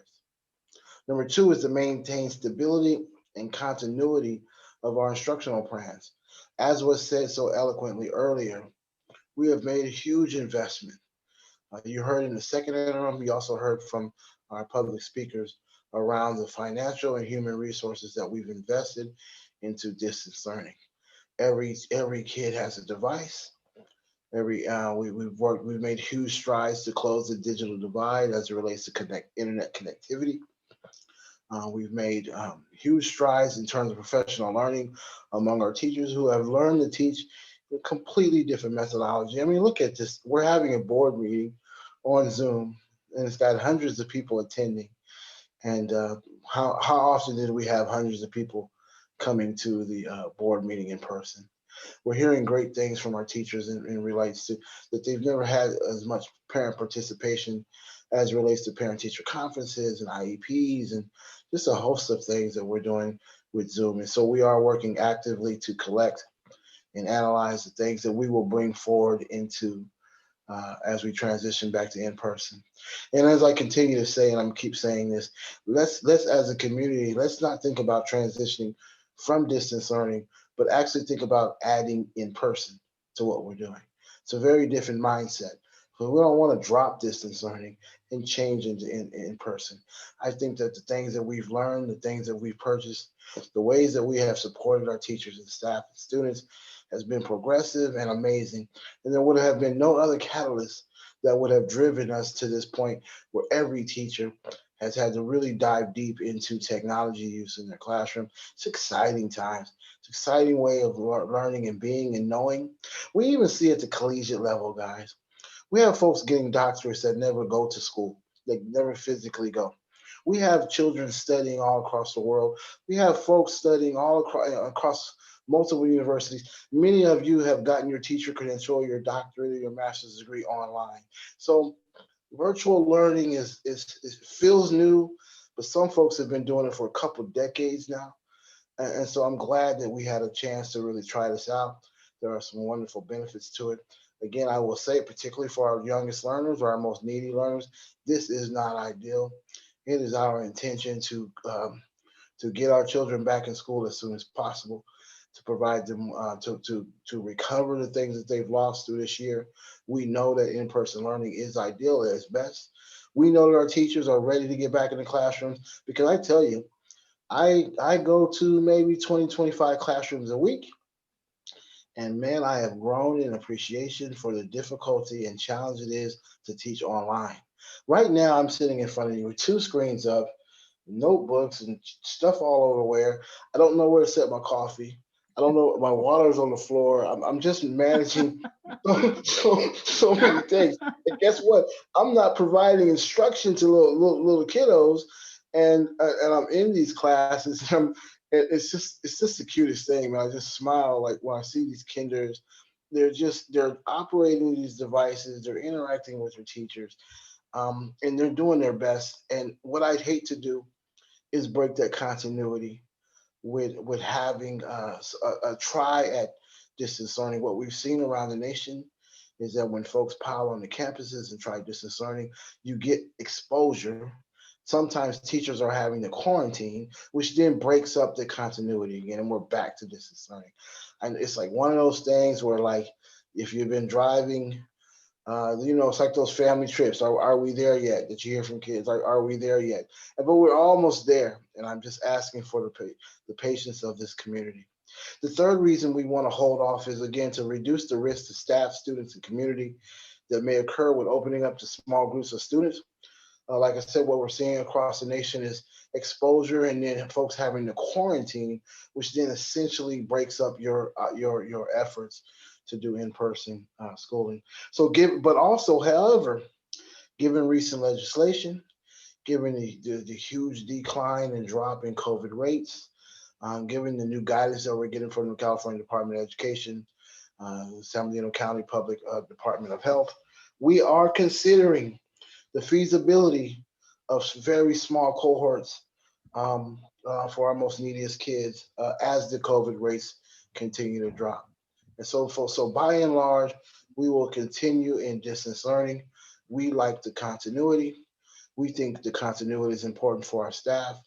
We think the continuity is important for our parents and our students as well. But as the context changes, and it changes every day, we are considering the things that are coming out of the governor's office and looking at opportunities that we can help our neediest kids in the smallest groups possible. So we are considering and looking into those things as we speak. You saw that during the second interim report that Mr. Kraus shared the amount of dollars that we've gotten to support our efforts to reopen. We're happy about that. There's also the strings that's coming with the governor's couple $2 billion that he's dangled out there to open up schools. Are, again, to Mr. Krause's points, are only through June. So we're talking 2 months, maybe, if we can get up and running. And I don't know. I'm still just weighing whether or not the cost is higher than the revenue. In terms of going through all of those challenges to get kids who are very small and very small groups of kids back in school. Yes. Will they benefit? Absolutely. Will it be a benefit? Yes. How large of a population we're able to serve in that model is questionable. Whether or not coming to school twice a week for a couple hours is an appreciable impact to learning. That's questionable as well, particularly given the ramp up to make those things happen. What I'm saying to the public is that we're not opposed to that. We are evaluating those options as we speak. So what I will do is I will be sending a letter home to parents by this Friday, as well as emailing it to all staff.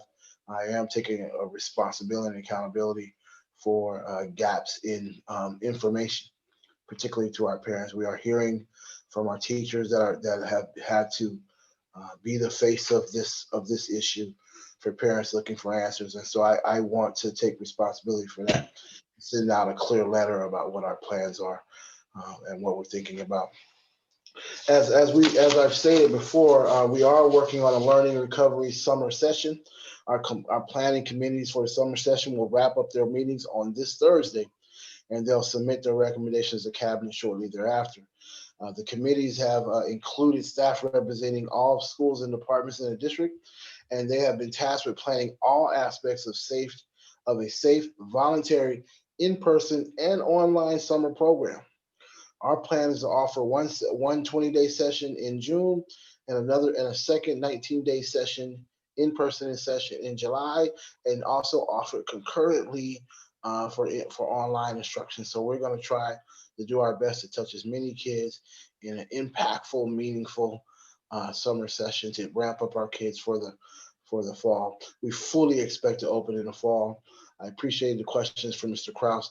We are looking at creative ways to transport our kids in a safe manner and protect our bus drivers. It's really important to us. Cannot just pile kids onto buses as we've done before, which would increase, which will mean additional routes and being creative with school start times and stuff like that. So we're looking into that now. And so with that, I am pleased to announce that we start our second round of supper with the superintendent. These meetings are to update the parents and community on issues that we're talking about tonight, like tonight. Our first round was held this past November, and across the 4 meetings that we held, we may have had 100 parents across those 4 meetings. So far in this round, we've had 2 of the 4 meetings so far, and I'm excited to share that we've had 100 plus parents in each of the 2 meetings that we've had so far. It's very exciting. I'm so glad the parents are tuning in and reaching out to us, asking some super hard questions, man. I mean, I tell you, I leave out of that meeting sweating and reflective, and I don't sleep that night because people are expressing their heart, and I'm appreciative of that. And I tell you, it's a tough place to be in.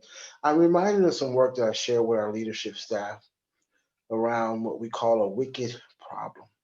A wicked problem. A wicked problem is a social or cultural problem that is difficult or impossible to solve for 4 reasons. Number 1 is incomplete or contradictory knowledge. Number 2, the number of people involved. Number 3, it's a large economic burden. And number 4, it's interconnected.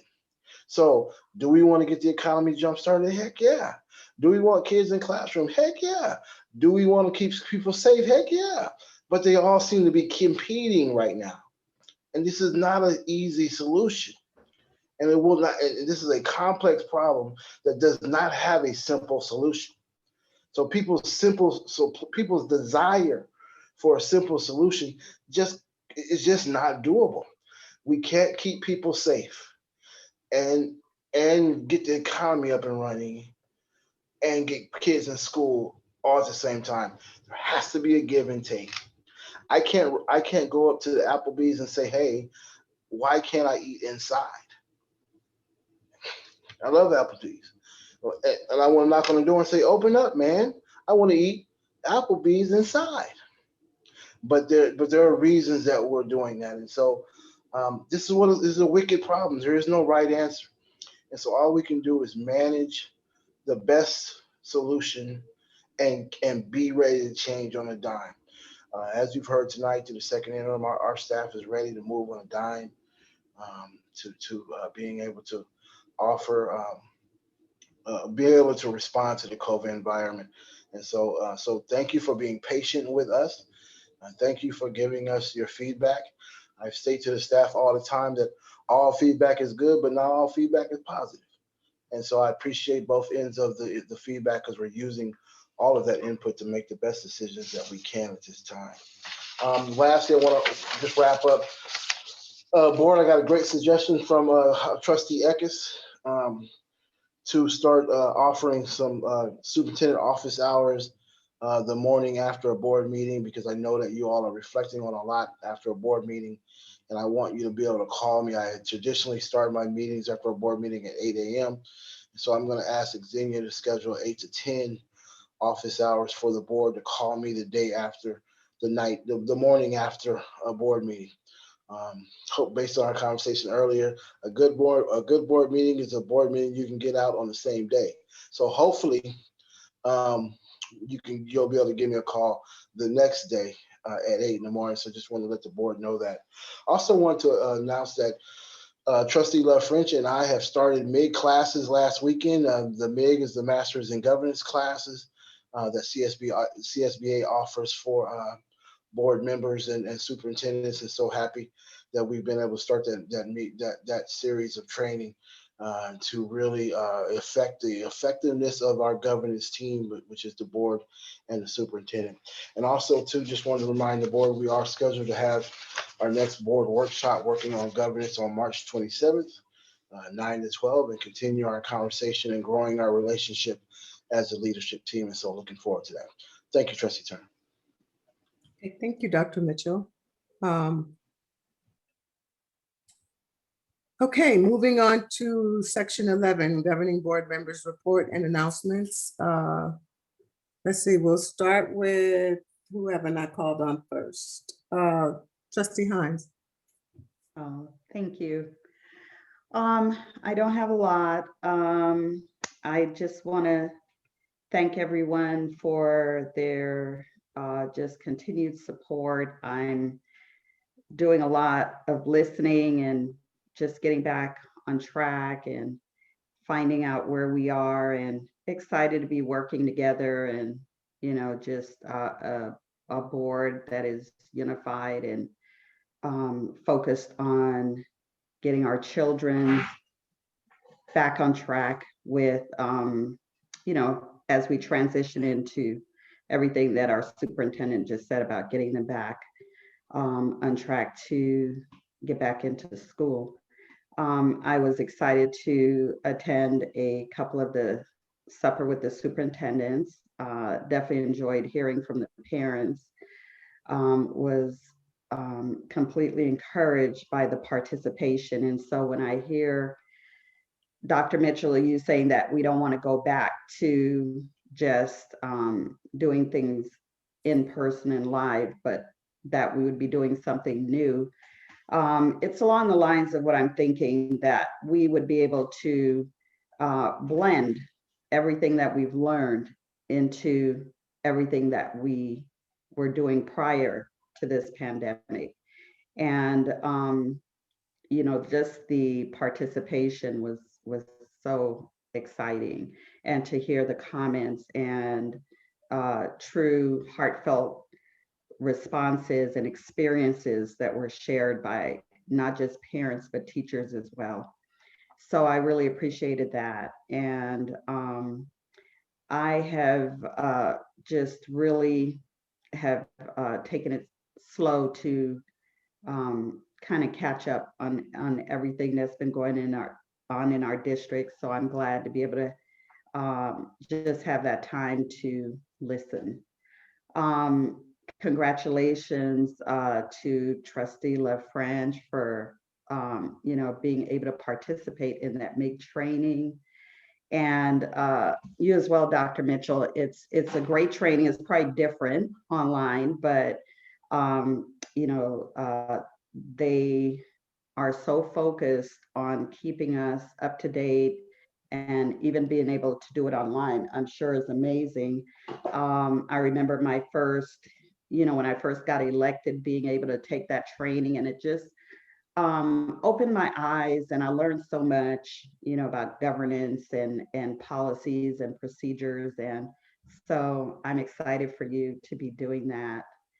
And I just, like I said, I'm getting back in there. I'm getting back out into the community. And, I just am thankful for where our district is and where I see us going. And I'm hearing so many exciting things. That's it. Thank you. Trustee Benz. I just wanted to say that I think the supper with the super is good.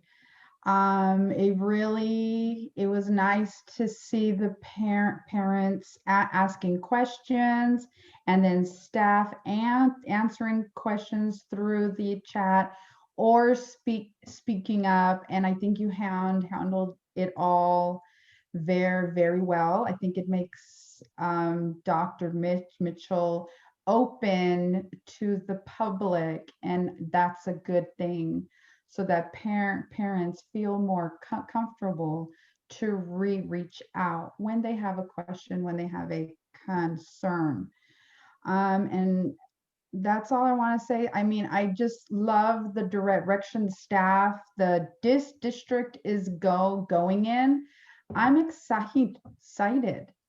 Like, I'm excited at our trajectory. And it's gonna be well for the kids and for the district, and I'm excited to see what's gonna come. Thank you. Trustee Eckes? Okay, well, I agree. The soup with, I keep getting that confused. Soup with the superintendent, supper with the soup. I had my first one the other night. I thought it was awesome to hear the feedback of the parents and their passion, whether they want to come back to school or stay home. The passion's there. It's just, you can't deny it. You've got both sides that want to do what they want, and we have to figure this out, and eventually we will.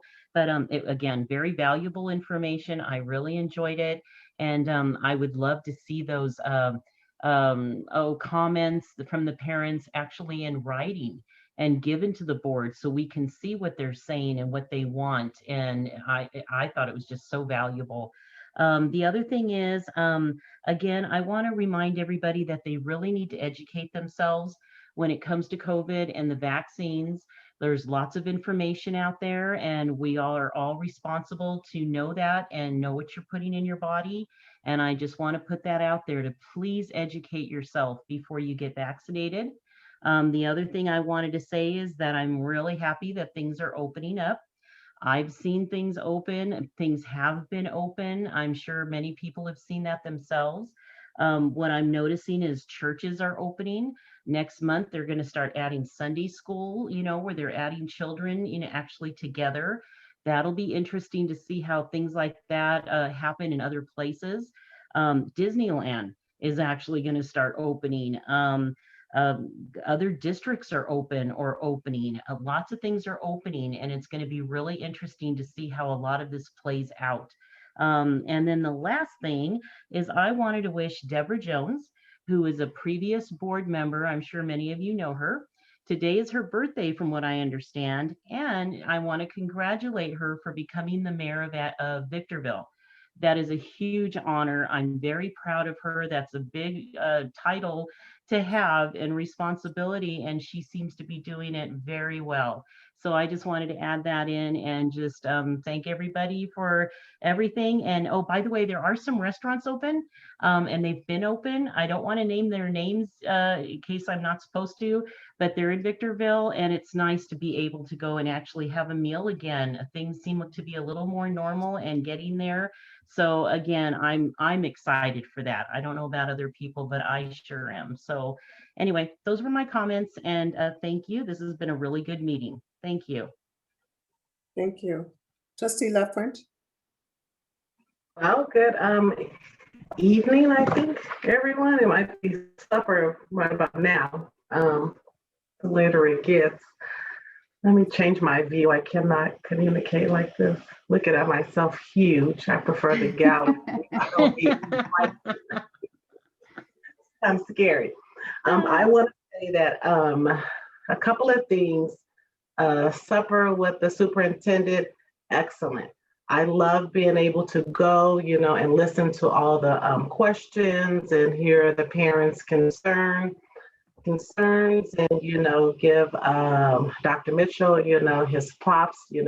He's has the ability to come in and you feel comfortable asking him questions. He is having answers, without having to, get back with you for the most part, so nothing that is scripted. I also have to say, I enjoyed going and reading a story at Westside Park last week. It was so fun. I am a former teacher, so to be able to grab my book about, different hair and, the father combing the daughter's hair. That is my favorite story. I read it to my grandchildren, and it was kind of like, I didn't think about it ahead of time. So it's kind of like you're holding the book, but then you're all the way down here trying to make sure that they see it. I had such a wonderful time though. And I think that's one of the things that I know that teachers are experiencing, that, having those kiddos, on there, reading to them, talking to them and the glitches, and I know that, we're headed that way. I myself, heard that, that we were no longer in the purple tier. However, I'm not, what do you call it? I don't know exactly, because I don't know purple tier, red, whatever, but the county of San Bernardino is no longer in purple. But going forward, I know that to have children go back to school right now after they're now comfortable in the platform that they're in would be total disruptive. I would think that, it's better for them to continue as they are than try to figure out how you're going to get children on a bus before we're actually ready. I do sense a sense of excitement to know that you can go to a restaurant or you can go here. I'm happy back in December, I was vaccinated. By the time I got through with my second one, I was still very skeptical. However, I believe in higher powers, and I do go. I like to see my grandkids, I enjoy going to work, and but there's still some caution with the excitement that I feel. I'm not running to go to Disneyland, even though I would like to, but I will go get a meal. So let's see. I think that's about it. I don't want to take too much time, but I'm glad to see everyone. And I do hope to be able to get to the meeting with the board, all together. And I think that this was a very good meeting tonight as well. And going forward, our teamwork and what we put together with each other, we're going to be just fine. Thank you. Thank you. Okay, first and foremost, I would like to say, Trustee Hines, I apologize. If I made you feel any other kind of way, I want to apologize for that. You are part of this team, and I want you to know that. Okay, and that's from the bottom of my heart. Okay. I would like to talk about Read Across America, as Trustee LaFrench mentioned. That was so exciting for me. I read to Morgan Kincaid and Braddock. And it was so much fun. I read to the STD class, and a combination of Mrs. Sienna's class and Mrs. I never got that name. Mrs. Dr. Mitchell, help me. It was a combination, second, third, fourth, and fifth. And I read The Day You Begin. And it was such an amazing experience for me that just listening to the kids. And then I had a child read to me. And he didn't know, I think he had to be in second or third grade. And he took that book and he read the books, and the words that he didn't know, he made them up, and he kept the whole book, the class engaged. And I have to say, that warmed my heart just to see the children involved in listening to the story and knowing that some of the words were made up, but they all tied in to the book. And so it was a great experience for me. Then I read to Mrs. Hall's class at Morgan Kincaid, kinder class. And I have to tell you, Mrs. Hall has been in the district for such a long time, and she's still an amazing teacher. She had my granddaughter as a kinder, and my granddaughter is a junior. She'll be 17 years old this year. And when I tell you kinders, and generally kinders, they can only sit still for a few moments at a time, but they listened to the story and they remembered the story. I read A Whistle for Willie, and she got the students engaged and asked them questions about the book, and even from the very beginning, and asked, what was your best part? And oh my God, the students they participated, they were engaged and got an understanding of what they heard, reading comprehension. And not only that, I told him I never learned how to whistle. So that book was really exciting for me because even at the age of 67, I still don't know how to whistle. And I asked the students, how many of you can whistle? And they put their thumb up and then they start whistling. So it was really nice. I really enjoyed that. I really, really did. I think, you know, being able to go into the classrooms and, you know, virtually, you know, I think that's something that we have to keep some of this virtual stuff because we can get around more fluidly, you know, instead of being in person all the time, we can use this as an avenue to really pop in and take a look. And that's one of the greatest things for me as a board member is to see how the kids are doing and, you know, if they're loving learning and classroom engagement and the teachers' excitement. So thank you. Thank you so much. I also was able to attend CTA's luncheon on Saturday. I'm just so happy that all of my board members attended. I mean, all 5 of us was there and, you know, was happy to hear from other board members and teachers union leaders. And I thank you for the invitation. And it was a really great experience for me. I attended supper with the superintendent. And again, you know, this avenue for the parents to be able to voice their concerns, you know, on the avenue of Zoom. Again, you know, we have, like Dr. Mitchell said, we're not going to be able to please everyone, you know, until we open back up. And even then, we're still going to have skeptical parents of sending their kids back to school, you know, because of what we've gone through this year. Our last day of school was March the 13th. We're in March of last year. We're March 9th, just a few days shy of 1 full year. And we've learned so much over that year. And some I would like to keep, some I don't ever want to see again in my life. We've lost a lot of people to this pandemic. And looking at commercials with people wearing masks, you know, just show how real this illness is.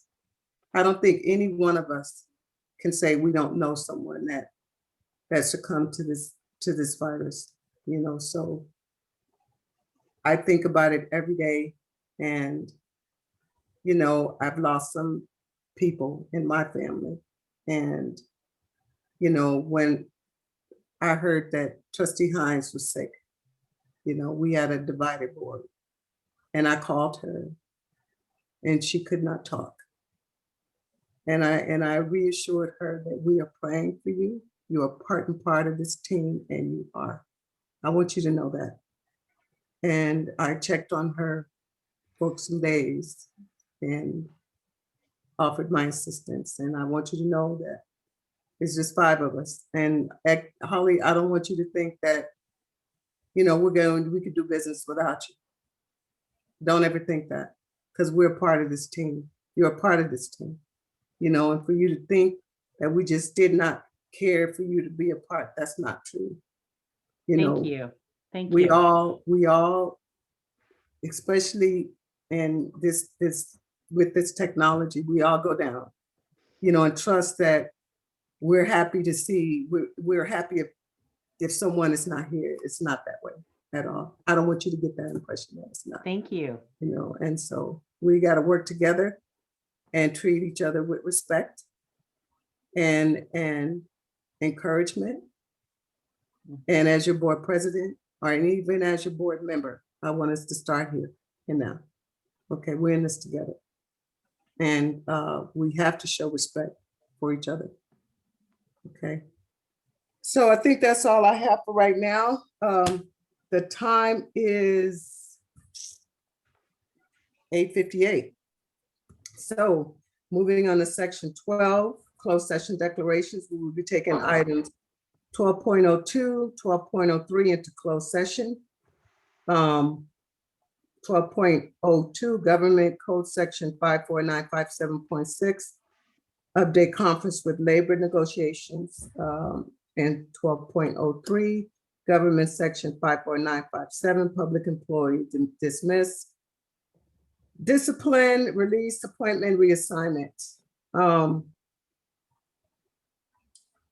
Moving on to section 13, public testimony before closed session. I will not read that because I read it going into open session. Then we'll go into public comment period. Do we have any audience members that would like to address the board on closed session agenda items only? Yes, Madam President, we have, the board welcomes Carissa Koch speaking on for ADT about closed session. Ms. Okay, Koch? great. Thank you. Good evening, board members and cabinet. Tonight, I will be speaking about two topics currently under negotiation. The first is rising healthcare costs. Our two closest districts in the high desert, Victor Elementary and Victor Valley Union, not only earn more in salary, but receive fully paid benefits, including PPO. In my service as membership chair, I had the privilege of attending new employee orientations. One new teacher expected that the over $1,000 cost for PPO in our district was the annual cost. No, it is not. In Adelanto, teachers pay over $1,000 each and every month to receive PPO insurance, whereas teachers in our two closest districts can choose the health plan that makes the most sense for their family without worrying about paying a single dollar for their plan. While costs are expected to increase, service has decreased as many services are placed on hold or no longer offered in person. Our lowest cost plan costs our teachers $152 each and every month, while teachers in our neighboring districts pay nothing. We currently anticipate a rise of over $50 a month for our lowest paid plan. If the health of our teachers is a priority for the district, it is imperative that the district assist with these rising costs. A second and very important topic of negotiations is safety. The ADTA bargaining team has done extensive research regarding the language in various contracts in the area of safety. The district has refused all proposed language regarding any protections for members from physical violence and bullying by students. Much of this language comes from enforced bargaining agreements from other districts and Ed Code directly. Rather than offering something the district would find acceptable, they have instructed our bargaining team to go back to the drawing board in this area, as well as refusing to accept any language in our contract that matches current Ed Code. By flat out refusing all language in this area, the district gives the impression that they are not concerned about safety from physical violence and bullying. By including Ed Code language, which is the legal protections provided for teachers, the district would affirm these protections. There's no reason to deny language that matches current law. Please direct your team to accept this language. Thank you. Thank you. Dr. Mitchell, do you have any others? No other closed session comments, Madam President. Okay, thank you. Okay, the time is 9:02 for it, and we have several things that we need to discuss for closed session. I'm asking that we extend the meeting. At least, Dr. Mitchell, how long do you think we'll be in closed session? Oh, board, pretty quick, 4 or 5 hours.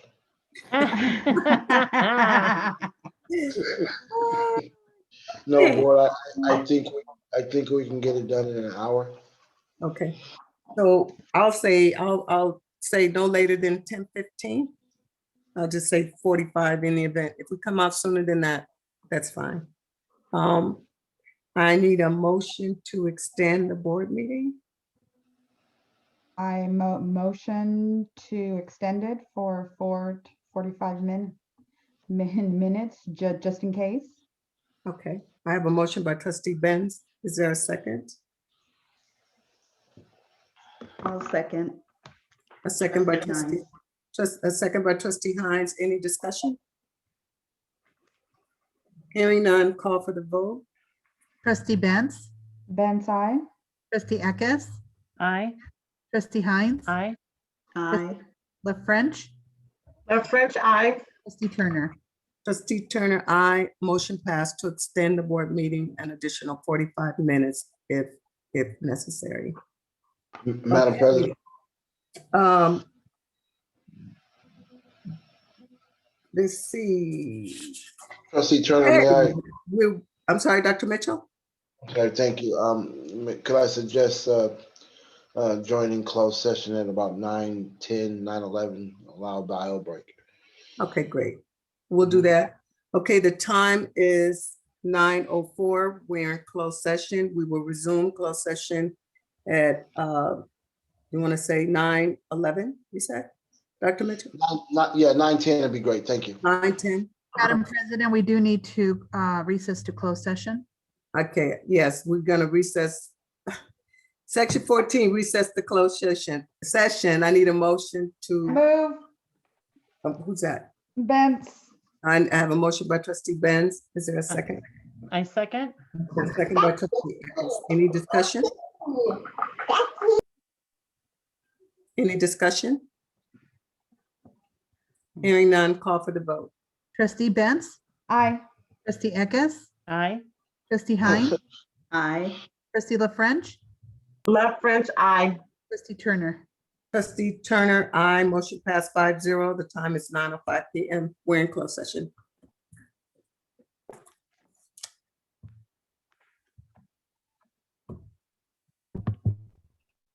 So, okay, moving on to item 15, reconvene open session, procedural to business. I need a motion, roll call. Trustee Benz, Benz, here. trustee Eckes, Here. trustee Hines, Present. trustee La French, She's still muted. there, I see you.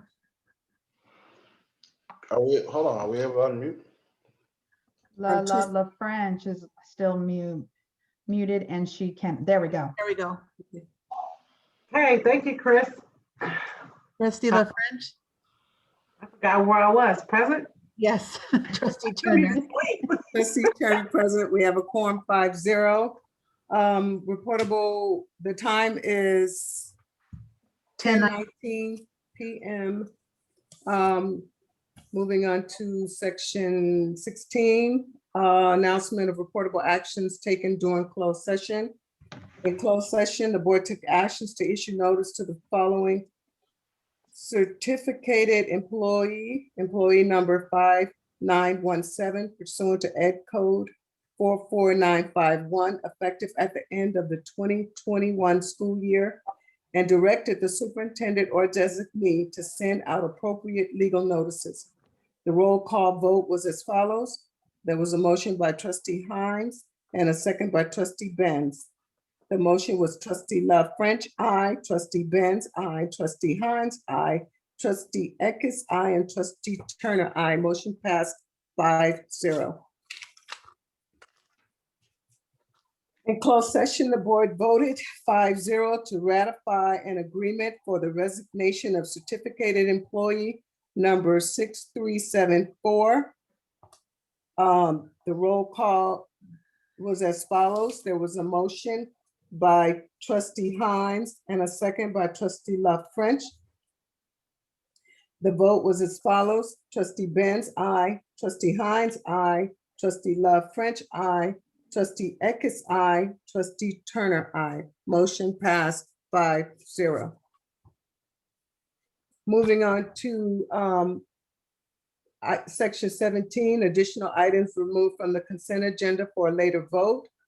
1701, the board need to vote on item 5.12 that was removed from the consent agenda, certificated employee new hire, Dr. Valencia Jones.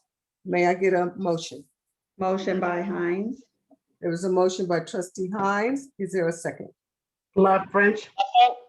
A second by trustee Love French. Any discussion? Hearing none, call for the vote. trustee Benz, Benz, aye. trustee Eckes, Aye. trustee Hines, Aye. trustee La French, Left French, aye. trustee Turner.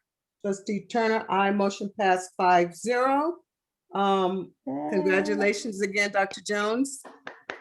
The time is, moving on to section 1801, adjournment. I need a motion to adjourn. I motion. Motion by trustee Benz, second. I motion Eckes. A second by trustee Eckes. Any discussion? Hearing none, call for the vote. Trustee Benz, Benz, I. trustee Eckes, Aye. trustee Hines, Aye. trustee La French, Aye. trustee Turner. Trustee Turner, aye. Motion passed 5-0. The time is 10:22 p.m. We are adjourned. Have a Thank great you. night. you. Congratulations, Congratulations. Dr. Jones. Congratulations. Hey, thank you. Have a Thank you. Good evening, night. everyone. Good night, night. everyone. Okay, good night. Good meeting.